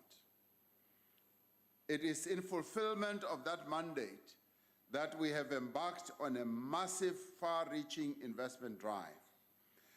As we have said before, we are seeking to mobilize investment from within South Africa, from elsewhere on the African continent, from Asia, from the Middle East, from Europe and the Americas. We are seeking investment from private companies, from sovereign wealth funds, and from public entities. This is not a 1996 class project. This is about addressing what can create jobs in our country. We have had several meetings with CEOs of some of the largest state-owned enterprises, where they have given us an indication of their investment plans over the coming years. They have informed us that over the next 5 years, they expect to invest a total of 420 billion rand into the South African economy. We are seeking investment that expands the industrial capacity of our economy, that creates jobs on an unprecedented scale, and that lifts millions of our people out of poverty. This is not an elite project. It is what I would call a revolutionary project. It is revolutionary because, taken together with other programs that we are involved in this government, it promises to fundamentally alter the economic conditions of the majority of South Africans. Investment, clearly in itself, is not a guarantor of growth nor of job creation. But without investment, neither of these will even be possible. Countries that succeed, and we see them as we travel all over, are countries that are generating investments from within themselves as countries and externally as well. As we have said before, the creation of jobs, the reduction of inequality and the eradication of poverty, and indeed the success of investment is dependent on our ability to create the distortion, to correct rather, the distortions of the apartheid legacy. This includes our intensive efforts to address the huge skills deficit in our country by ensuring access to the children of the poor to quality education from ECD level right through to higher education and training. It includes our efforts to provide our people with houses, with land and other assets so that they may break the cycle of poverty through which poverty is passed from one generation to the next. Land reform is therefore fundamental to the eradication of poverty. It is fundamental to restoring the dignity of all South Africans, to foster reconciliation and to forge national unity. It is for this reason that this government, guided by the resolutions of the 54th National Conference of the governing party, is undertaking measures to accelerate the redistribution of land, the extension of security of tenure, the provision of agricultural support, and the redress of spatial inequality. We need to unlock the economic potential of this country's land. If ownership, tenure, and the use of this country's land remains restricted to a small minority as it is today, we will never realize the contribution it can make to the growth and development of our economy. If poor people cannot own property, the most prized possession of any household is a house or a piece of land property. And if they cannot own a property and live close to the economic centers of our towns and cities, the cost of living will forever remain as high as the cost of looking for a job.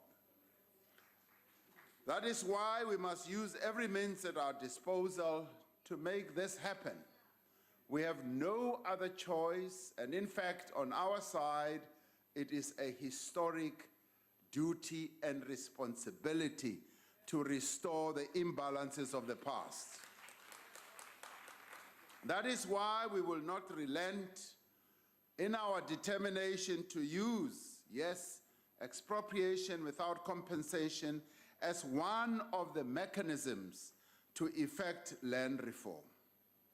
We do so understanding that expropriation without compensation is not an end in itself, but a means to an end. As we must therefore use it, we must therefore use it in a manner that advances the objectives of meaningful, radical, and sustainable land redistribution. Madam Speaker, during the debate yesterday, both the Honorable Maimane and Honorable Malema introduced into this House a figure that is known as a straw man.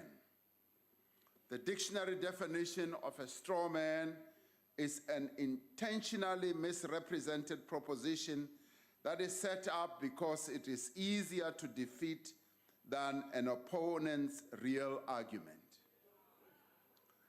The Ramaphosa definition of a straw man is a fake policy conjured up by a desperate party in order to make a false claim. Both Honorable Maimane and Honorable Malema have sought to misrepresent the position of the ANC on the issue of expropriation of land.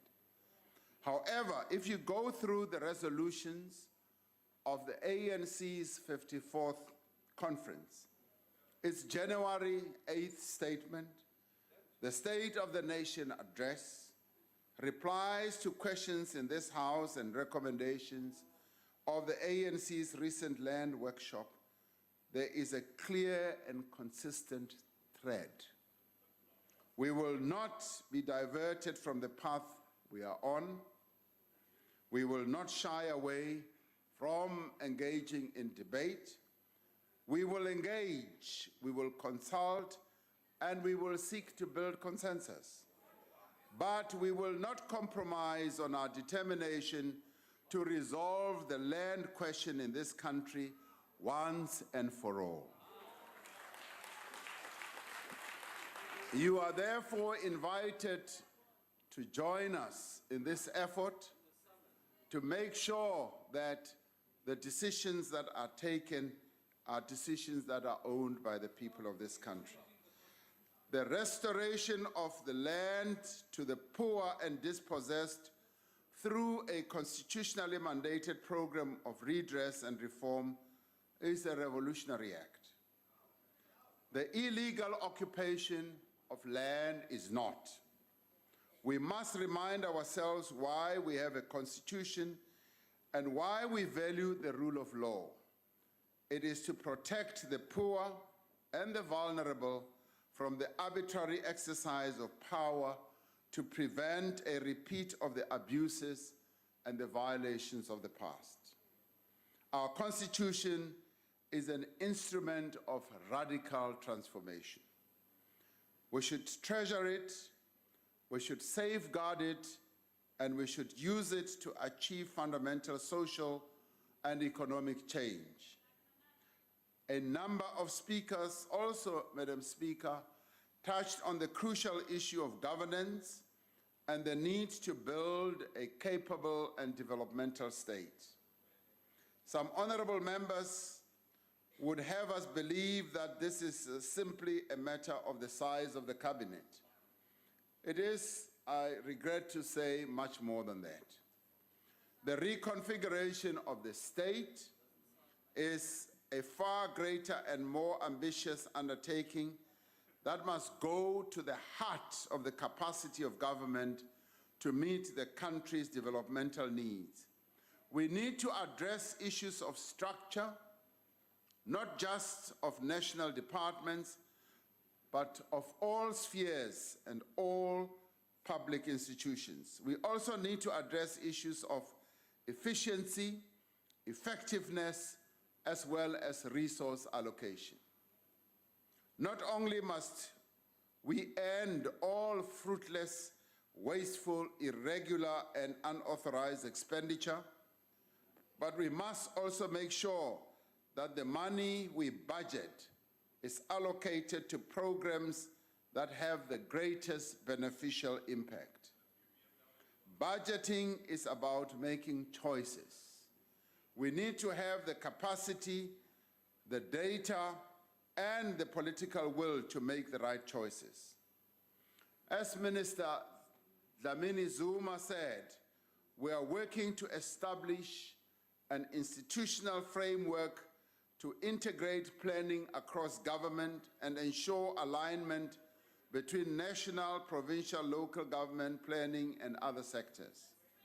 We are working to improve our capacity to monitor and evaluate the work of all areas of the state and to employ the great advances that have been made in information technology to better understand and analyze the wealth of data that is available about our country and its people. We need to address, yes, the culture of government. It has been several years since we introduced the Batupele principles, but adherence to these principles is inconsistent. The vast majority of public servants are very, very conscientious. They are honest and committed. But in too many parts of the state, the experience of our people leaves a lot to be desired. That is why we are working to do things differently, to promote efficiency, to encourage a culture of performance, and to find opportunities for public servants to deepen their skills as well as their experience. We have heard honorable members describe the situation in many of our frontline departments, those that provide essential services to our citizens. There are indeed areas of great concern, and these areas are matters that we want to prioritize. Our health system is truly under great strain. As the Minister of Health has said, the Public Health Service takes care of 80% of the people in the country, including large numbers of immigrants. We have nevertheless managed to initiate 4 million people on HIV antiretroviral treatment, deliver more than 1 million babies a year, and provide treatment to 300,000 people with tuberculosis annually. The increased burden of disease that our country is bearing now, and our attempts to treat as many people as possible, has increased the pressure on the public health system. One sees it as one goes to hospitals. Recently, I went to Tembisa Hospital, and just simply being taken to the neonatal side of the hospital and being told by specialists and doctors and nurses that they've run out of space, and almost 60% of the babies that are born, as I said earlier, are born to mothers who are from outside our country. Our country has become an oasis, not only for economic advancement, but also for health treatment. A ministerial team identified common problems in different hospitals around the country, primarily in human resources, financial management, procurement, and the supply chain, as well as maintenance of infrastructure and equipment. The National Health Department is dispatching teams to turn around poorly performing hospitals. It is undertaking work to fill vacant posts and contracting private health practitioners to provide specific services. To reduce the burden of disease and therefore the pressure on clinics and hospitals, we are in the process of strengthening community-based health services. But ensure that it switches off the Madam Speaker, one area that particularly concerned honourable members was the report of the Auditor General that he has presented, where he said that there is a regression in the overall audit outcomes. I think we'll just take audio. In the years 2015-16 and 2016-17. This reinforces the observation we made yesterday that there has been an increase in the number of municipalities that are in dire state. The Department of Cooperative Governance and the National Treasury have begun working together on a structured and coordinated approach to support financially distressed and dysfunctional municipalities. Working together with provinces, their joint response focuses on 3 of the 5 pillars of the Back to Basics initiative, namely institutional and administrative capacity, good governance, and sound financial management. Municipalities are being supported to implement robust improvement plans, which will be monitored closely by the departments. The departments are working to address the reality that, truth be told, some municipalities are failing at effectively delivering services, billing for services, and collecting revenue that is due. And some municipalities are municipalities that simply do not have a tax base and yet still have to provide services to our people. A simplified revenue plan is being implemented to improve revenue management, reduce municipal consumer debt, and enhance municipalities' revenue collection potential. Hello, welcome to NewsCentral Studios, reaching you live in Lagos, Nigeria, and Benga Borough. We'll break away from that live feed coming to you from Cape Town, South Africa, where South African President Cyril Ramaphosa is addressing the nation on the state of economic recovery. Now, we begin Africa headlines at this hour in West Africa, where the police in Oyo State, southwest Nigeria, have confirmed the death of 11 people in an attack on a Gongon community in Ibarapa area, which happened on Sunday. The police say several property were also destroyed during the attack.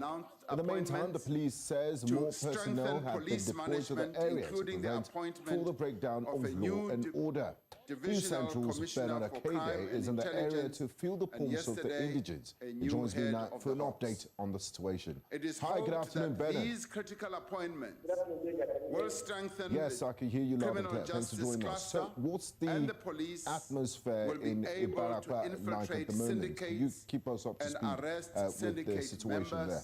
particularly those who are involved in organized crime and those who are now perpetrating these cash heists all the time. The Minister of Police has instructed the police management to conduct preventative crime intelligence-driven operations in dealing with serious and violent crimes such as armed robberies, cash heists, and murders. I have appointed an interministerial committee comprising of ministers of defense, police, state security, and justice to address the problem of political killings in KwaZulu-Natal. The IMC has begun meeting key stakeholders in the province and is expected to present a comprehensive report by the end of the month on measures to end these killings and to bring those who are responsible for these killings to book. And then I'm standing in front From all these contributions yesterday, Madam Speaker, even from among the doubters, it is clear that we have entered a new era. It is a new era that holds much promise for renewal, growth, and transformation, but it will only succeed if we all work together to make it a true reality. It will only succeed if we put aside our narrow interests and pursue the shared future that the people of this country desire. On says Alma Zuid-Afrikaners, but hier die land saam moet bou. Sisonke sifanele ukuthi sakhe iNingizimu Afrika. We are all South Africans and we have a common responsibility. I wish to conclude by expressing my gratitude to ministers in the presidency, Minister Dlamini Zuma and Dlamini, as well as the DG, Dr. Cassius Nalisi, acting DDG, Busani Ngaweni, my advisors, secretariat members, staff, directors, protectors, for enabling me to do this work. Lastly, and it is a pity that Honorable Malema is not here, I wish to thank my family and my wife especially, and to inform Honorable Malema. Now, Bernard, in the aftermath of this attack on Sunday, your state governor, Sheyi Makinde, did say his government was going to investigate and look into this. Is there any news coming out from those quarters as to who is actually responsible for the destruction, and is there any talks of rebuilding and some form of compensation for the past 3 months? And later she started walking on crutches, and now she has started walking on her operated foot. So, Honorable Malema, there is nothing wrong. She has just not been well. She will soon be making her contribution, particularly in her area of speciality, early childhood development. And Honorable Malema, I therefore invite you to visit some early child development center where you might be able to meet her as you so admire her. Thank you very much. We came to assess the situation, sir. Please, we would like you to tell us more about the situation. I thank the Honorable the President.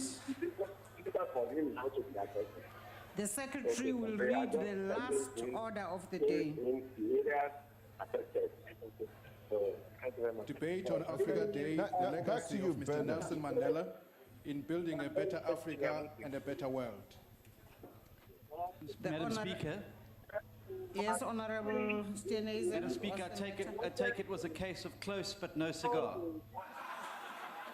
Well, it sounds like it was quite close. I call on the Honorable, the Minister in the Presidency for Planning, Monitoring and Evaluation.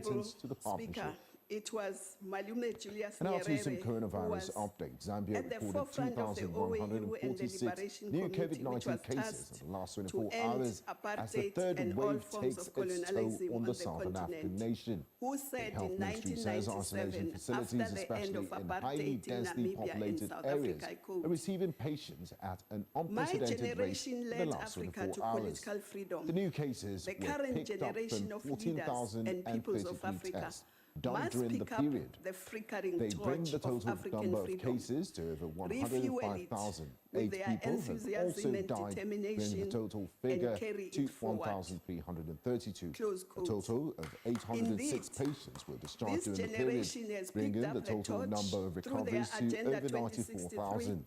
adopted in The country 2014, currently has representing the aspirations of all 9,582 active Africans cases, and with certainly South African 9,167 hopes of community men, management, women, while young and 415 old. are admitted to various Madam isolation Speaker, Africa facilities. has a huge potential. It is a huge continent. And that concludes and Africa indeed, sometimes Headlines. the map Many thanks does for not watching. do justice I am to it. Binga Aboroa. We can fit in the mainland mass of Africa, Western Europe, China, United States, India, and there will be still space for Japan and a few islands. Our oceanic space is even larger, 3 times that of our size. The African rainforest is the biggest, second to the Amazon, and it is the second biggest lung of the world. We are endowed with both variety and abundance of living things. 1/4 of the world's mammals live in Africa. We have 60% of world's uncultivated arable land. Its forest resources cover for 23% of its land. We have plenty of mineral resources: platinum, diamonds, gold, chromium, bauxite, uranium, and almost 1/3 of our countries have oil and gas. So Africa is rich, but Africans are poor. That's the paradox, Mr. President, that we must resolve, of poor Africans and a rich Africa. Indeed, this generation is in the process of creating a united, prosperous, and peaceful Africa driven by its citizens and playing a dynamic role in the international arena through the implementation of Agenda 2063. Our development trajectory in South Africa as part of Africa is very intertwined with the development and prosperity of our continent. South Africa is committed, obviously, to seeing Africa as a whole become one of the best continents. Seeing that we are celebrating this Africa Day under the theme of Madiba and centenary of Albertina Sula, I just want to quote from Madiba. I quote, "Africa, more than any other continent, has had to contend with the consequences of conquest in a denial of its own role in history, including the denial that its people had the capacity to bring about change and progress. Today, the world knows better. The mist that obscured our vision has been uplifted." Indeed, Africa is on the rise, Mr. President and Madam Speaker. It has had sustained growth of 5% for over a decade. Investments, both public and private, as well as foreign direct investments, are growing. Intra-African trade, including in industrial goods, are growing, especially in West, Southern, and Eastern Africa. Honorable Speaker, as we look at what to do today and in the next 45 years, we are determined as Africans to silence the guns on the continent, eradicate poverty in one generation, eradicate hunger, fragility, and disease, transform our economies, create jobs, build shared prosperity, preserve our environment, and deal with the challenges of climate change, and to foster tolerance, inclusive, just, non-sexist, and democratic societies. Madam Speaker, as Africans, we have to invest in our people, skills revolution, our young Africans in science, technology, research and innovation, and other disciplines. We must grow agricultural production and agro-processing to eradicate hunger and malnutrition, become the net exporter of food as a continent by modernizing our agriculture, use our indigenous knowledge to empower especially women and smallholder farmers, improve access to land, technology, extension services, markets, capital, developing infrastructure, especially energy, transport, ICT, and using modern technology to leapfrog development and extend universal access to education and health. Develop manufacturing, beneficiation of its natural resources, and the service sector. Grow intra-Africa and global trade so as to create jobs and build shared prosperity. We want foreign direct investment to contribute. All right, we're cutting out of Parliament because everything is happening at the same time this afternoon. We are going to take you live to the Reserve Bank in a little while. But first, the Deputy Chief Justice Raymond Zondo now briefing the media, briefing the nation about where the State Capture Commission is. Of course, it hasn't begun its full probe, but everyone wants to know where that commission is right now since its establishment. Here is the Deputy Chief Justice. We are. But before we do that, I am going to ask the Secretary of the Commission, Dr. De Vere, to deal with one item.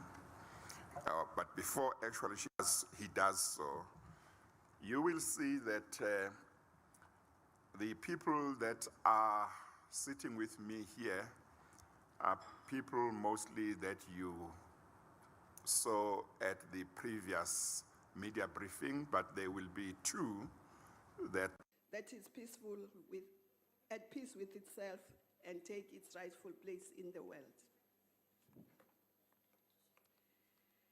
Mr. President, Africa's prosperity will mean increase in global prosperity.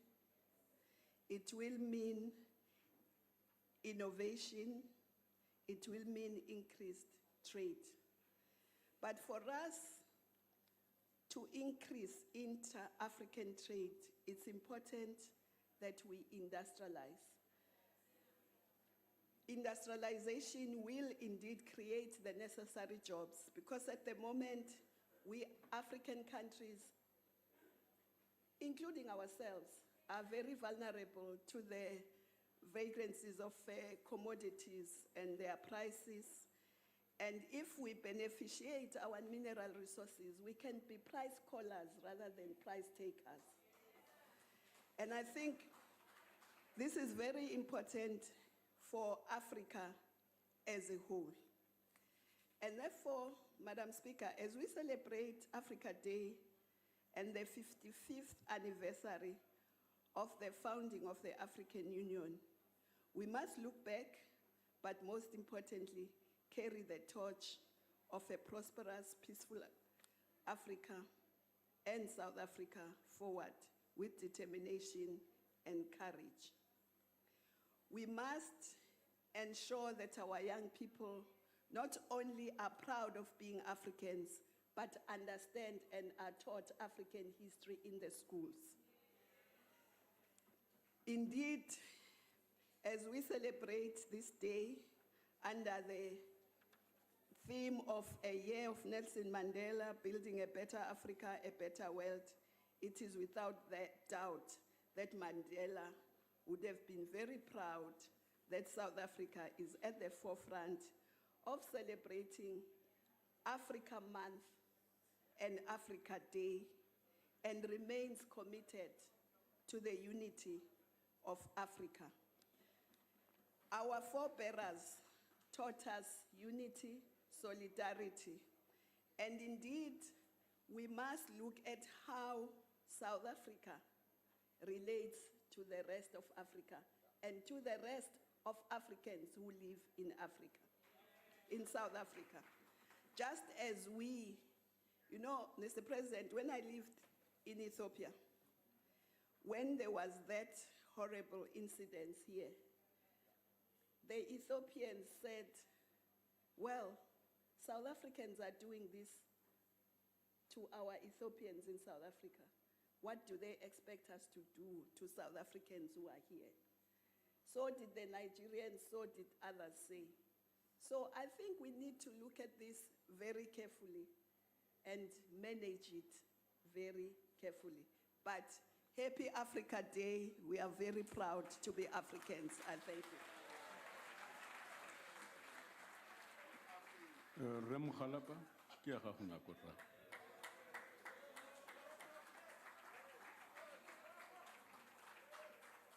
Thank you very much, Deputy Speaker. As Africans, we are celebrating the 55th anniversary of the formation of the African Union.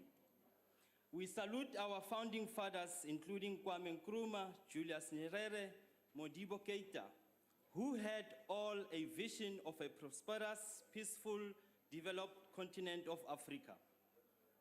It is still a dream and vision we all aspire to. As Kwame Nkrumah said, and I quote, "I'm not an African because I was born in Africa, but because Africa was born in me," I close quote.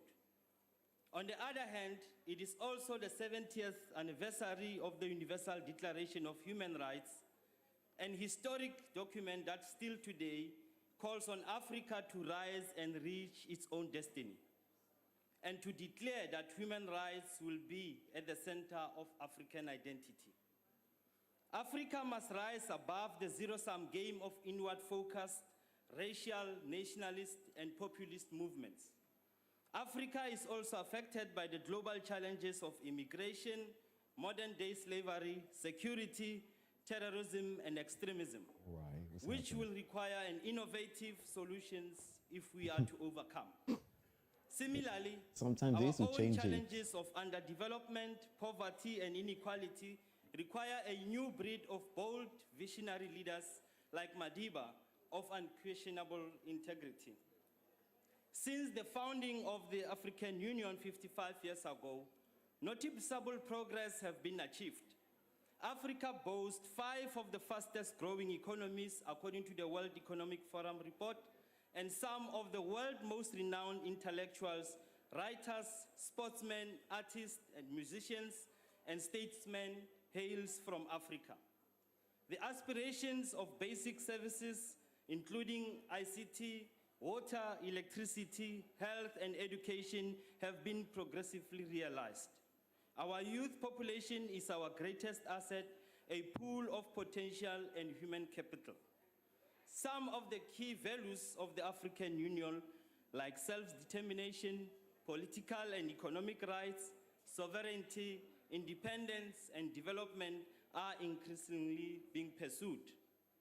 The African Peer Review Mechanism and the new Partnership for Africa Development, founded 15 years ago, are beginning to yield results, with more countries sharing best practices and voluntarily reviewing each other through governance assessments and promotion tools in order to stimulate economic, social, political, and corporate governance. We encourage more African states to participate in this review. Agenda 2063 envisions an Africa paradigm shift of inclusive economic growth, sustainable development, an integrated continent, good governance, democracy, justice, human rights, rule of law, and peace and security for Africa. And yet, Deputy Speaker, Africa still has its own fair share of challenges and shortcomings, including the longest-serving dictators who act with impunity and continue to abuse both human rights and the resources of its people. We need only look at the mass murderer al-Bashir, the civil wars, genocide, political intolerance, and arbitrary arrest of political opponents, to name a few examples. There is also the use of illegal mechanisms, including the arbitrary declaration of a state of emergency, as well as the suppression of the freedoms of association, speech, and media. We have witnessed the amendments of the constitutions to allow leaders to stay on in power, as recently was done in Burundi and Rwanda. A significant concern is also the democracy deficit due to the rigging of elections and circumventing the will of the people, leading to violence and displacement of people. This is against the principles espoused by the African Charter on Elections, Democracy, and Good Governance. For Africa to reach its full potential, it must unlock its intra-Africa trade, which remains low. The finalization of the African Continental Free Trade Area is long overdue. It requires political will and decisive action on trade barriers and the infrastructure backlog. The African Union member states must respect international institutions. Thank you very much. And now to entertainment news. Starting off on a good note, Nollywood actor Chinedu Ikedizi may be on his way to becoming the first Nigerian actor to get his own MFTs. The actor recently confirmed that his memes from his character Aki will be minted into non-fungible tokens, a digital asset which could be videos, pictures, and in this case, memes. This news comes amid information that he and co-actor Osita Heme will be returning to our screens for a Play Network Studios production. While thanking fans ahead of their patronage, the award-winning actor with over 20 years' experience in Nollywood shared in a post, "Now you have a chance to own some of the widely popular Aki memes minted as MFTs. Buyers will get a personalized video message from me. Part of the proceeds will go towards various charitable causes across Africa." Now, he wouldn't be the first Nigerian entertainer to make this move. In March, Nigerian rap legend Emma Abaga exclusively revealed to Tech Cabal that his next album, Young Ganzel, a study on love, will be released as an NFT. Now, NFTs have proven successful in times past. American band Kings of Leon sold their latest album, When You See Yourself, as an NFT and generated upward of $2 million as reported by Billboards. Now to some international news. We've got amazing news that Medea is coming to Netflix. Now, Medea is an elderly African-American character created and portrayed by 51-year-old billionaire, actor, and director Tyler Perry. Tyler revealed the news in a comedic post via Instagram. The Medea character boasts over 10 movies till date and has consistently entertained its global audience since its inception in 2002. Perry has announced that it will premiere next year, called A Medea Homecoming. While we're super excited, here's one ridiculous funny clip from Medea. And that's all entertainment news. I am Sam Dandy.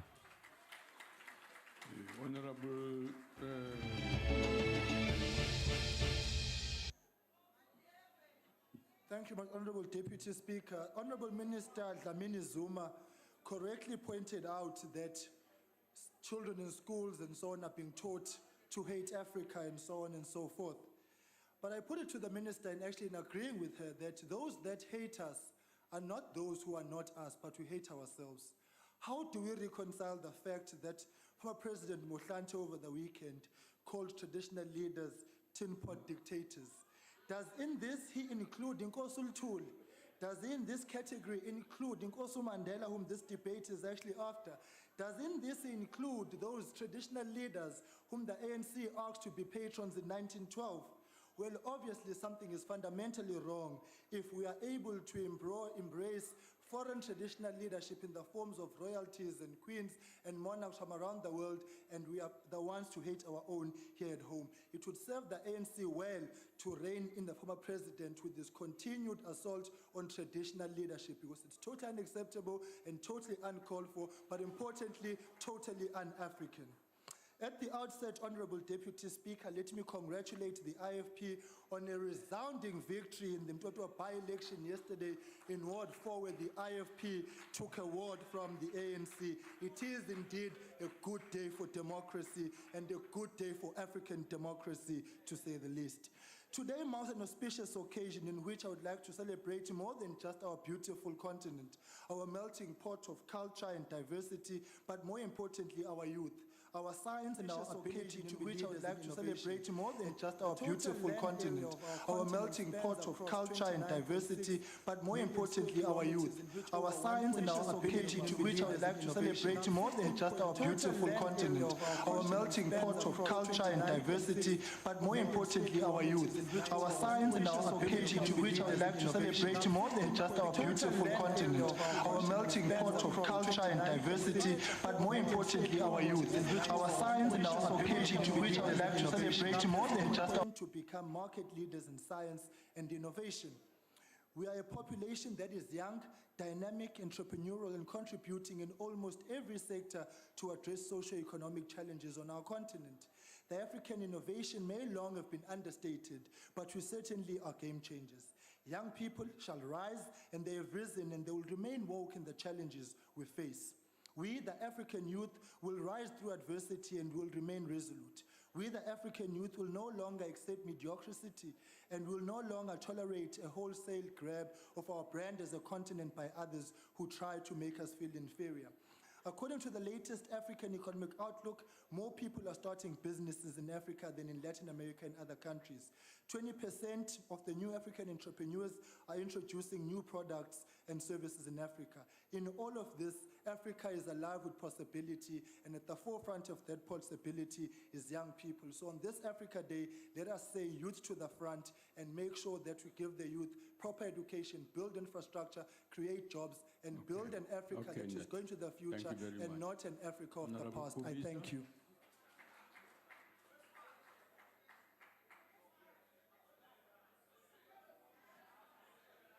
Thank you very much, Honorable Deputy Speaker, Honorable members of the House. Honorable Deputy Speaker, today's debate affords us as the House a unique opportunity to reflect on the role, the influence, and the impact of a true patriot, a visionary, a revolutionary, and political colossus on building a better Africa and a better world. Tata Madiba knew that Africa was not free if most of all countries of Africa were still landless and found themselves displaced and taken as beggars in the land of their own. Nelson Mandela knew that without property ownership and land ownership and place of abode, South Africans and Africans were not free. Tata Madiba knew that we were not free when we were jobless and languished in hunger and poverty and looking like beggars and nomads in the lands of our ancestors. But like Dr. Julius Nyerere, he taught us that we need to help ourselves, as Dr. Julius Nyerere taught us the philosophy of self-help and self-reliance. Madiba taught us, South Africans and Africans, that we have to be bold to die for what we believe in. Like Dr. Martin Luther King, he said, quote, "If a man is not prepared to die for what he believes in, is not fit to live," unquote. And Dr. Martin Luther King again once said, "A man has not begun to live if he lives within the confines of his own individual, but has started to live if he lives for other people." As we celebrate Africa Day, we are reminded of the fact that more than 500 million peoples of the world, and those in Africa and those in diaspora, are languishing in poverty and unemployment. More than 70% of the people in sub-Saharan Africa are still confronted with HIV/AIDS scourge. We see several demonstrations in South Africa, in the East, and in Latin American countries. We see conflict and wars around the world, and I'm sure Madiba wouldn't have loved this. And the HIV/AIDS pandemic and poverty still plague Africa. Yet Madiba fought for a better Africa and a better world. Africa has land, has mineral resources, energy, gas, yet most of the countries of Africa die of hunger and poverty and diseases like malaria. Today we sit here, Honorable Deputy Speaker, the Auditor General in the report has said that more than 45 billion is reported irregular, fruitless, and wasteful expenditure in the 2017-2018 financial year. Yet we have so many people who are homeless, poor, jobless, and have no roads, water, and electricity.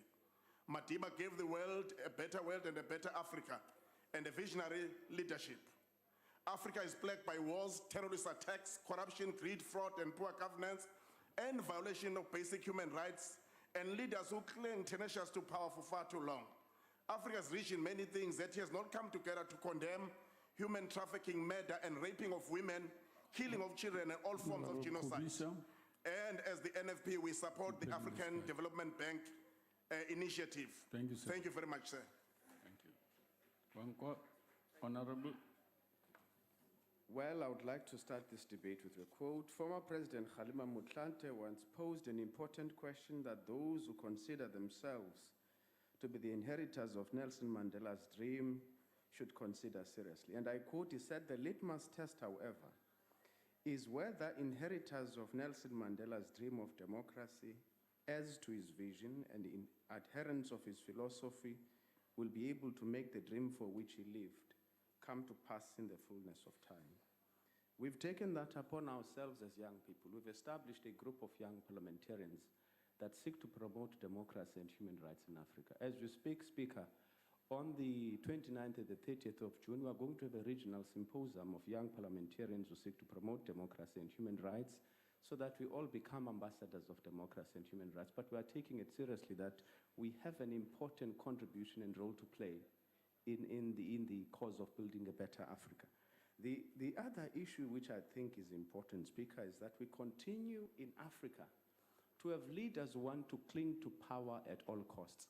So desperate are these leaders, they get to the point where they would even amend constitutions.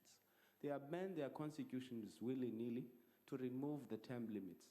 Some, they want to remove the age limits, like for example in Uganda. If you're looking at what happened in Burundi recently, where a referendum was even held to try and extend the term limit of the president. Now Nkurunziza, bad as he is for his country, he might stay in power until 2034. The other problem is that look at the Democratic Republic of Congo. The Democratic Republic of Congo. That chap there, Kabila, I'm sorry, I have no respect for him, continues to treat people with utter disdain, very repressive, killing them. Recently, he even shot at the Catholic Church, shot tear gas into churches, shot at demonstrators who were demonstrating and marching peacefully. And their only sin is that they were demanding that what he must do is that he must set a date for elections. As these young parliamentarians, we received a letter yesterday from the Catholic bishops. They were saying, I want to quote this letter before I sit down to show that we are doing something about the problems facing the continent.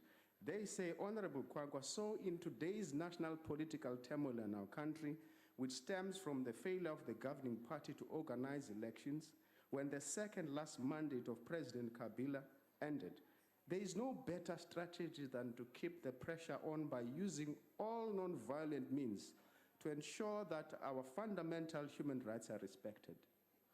He even goes on and says, to achieve these goals, we need helping hands from friends and associates throughout the world, like yourselves. He says South Africa needs to speak up. What we've done, Honorable Speaker, we've arranged for them to come to South Africa to talk to their counterparts here because the issue of inclusive dialogue before the elections is very important and we feel very strongly about it. We've written a letter to President Ramaphosa as the chairperson of SADC saying we need to facilitate inclusive dialogue before the elections that take place. It's important. That is what the different stakeholders want. I'm afraid you can't just declare elections in your vote and say, thank you ever so much, Sabule. Honorable Mulder.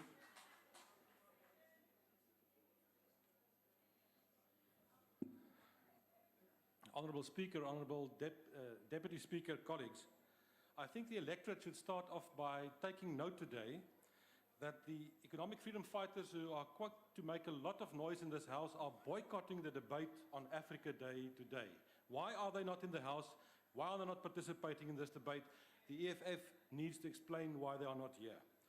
Honourable Chairperson, last week during the debate on Home Affairs, the Honourable Chauke from the ANC made the following point. I was in the discussion and I pointed out when I returned to South Africa from Europe how pleasantly I was treated at the airport when I went through with my passport in comparison to what I experienced in a certain country in Europe. And I said all of us with non-European passports for the European Union had to go through a certain process, and we all went through that. And he thought he had a bright moment, and he said, for the first time, I have acknowledged that I'm not European. And I said to the Honourable Chauke, you are wrong. In my maiden speech 30 years ago, I made the point that I'm not European, I'm an African. I am an African. And if I have to speak in racial terms, then I'm a white African. I'm part and parcel of this continent. After this debate, colleagues, if you go back to the Old Assembly lobby, you'll see the flags hanging there of all the African countries, 55 flags. They are hanging there right now. If you look at our political parties, we all know that the Democratic Alliance is associated with the color blue, the EFF with the color red. My party, the Freedom Front Plus, we've chosen the color green. And why did we do that? Go and have a look at those flags and you'll find the color green in 44 of the 54 flags of African countries. Green symbolizes to us Africa. And we see ourselves as descendants who came from Europe more than 360 years ago, who has made Africa our fatherland and our home. We are part and parcel of Africa. If I can stay 1 minute, in the last minute I've got with the legacy of former President Mandela, and let's quickly look at some of that.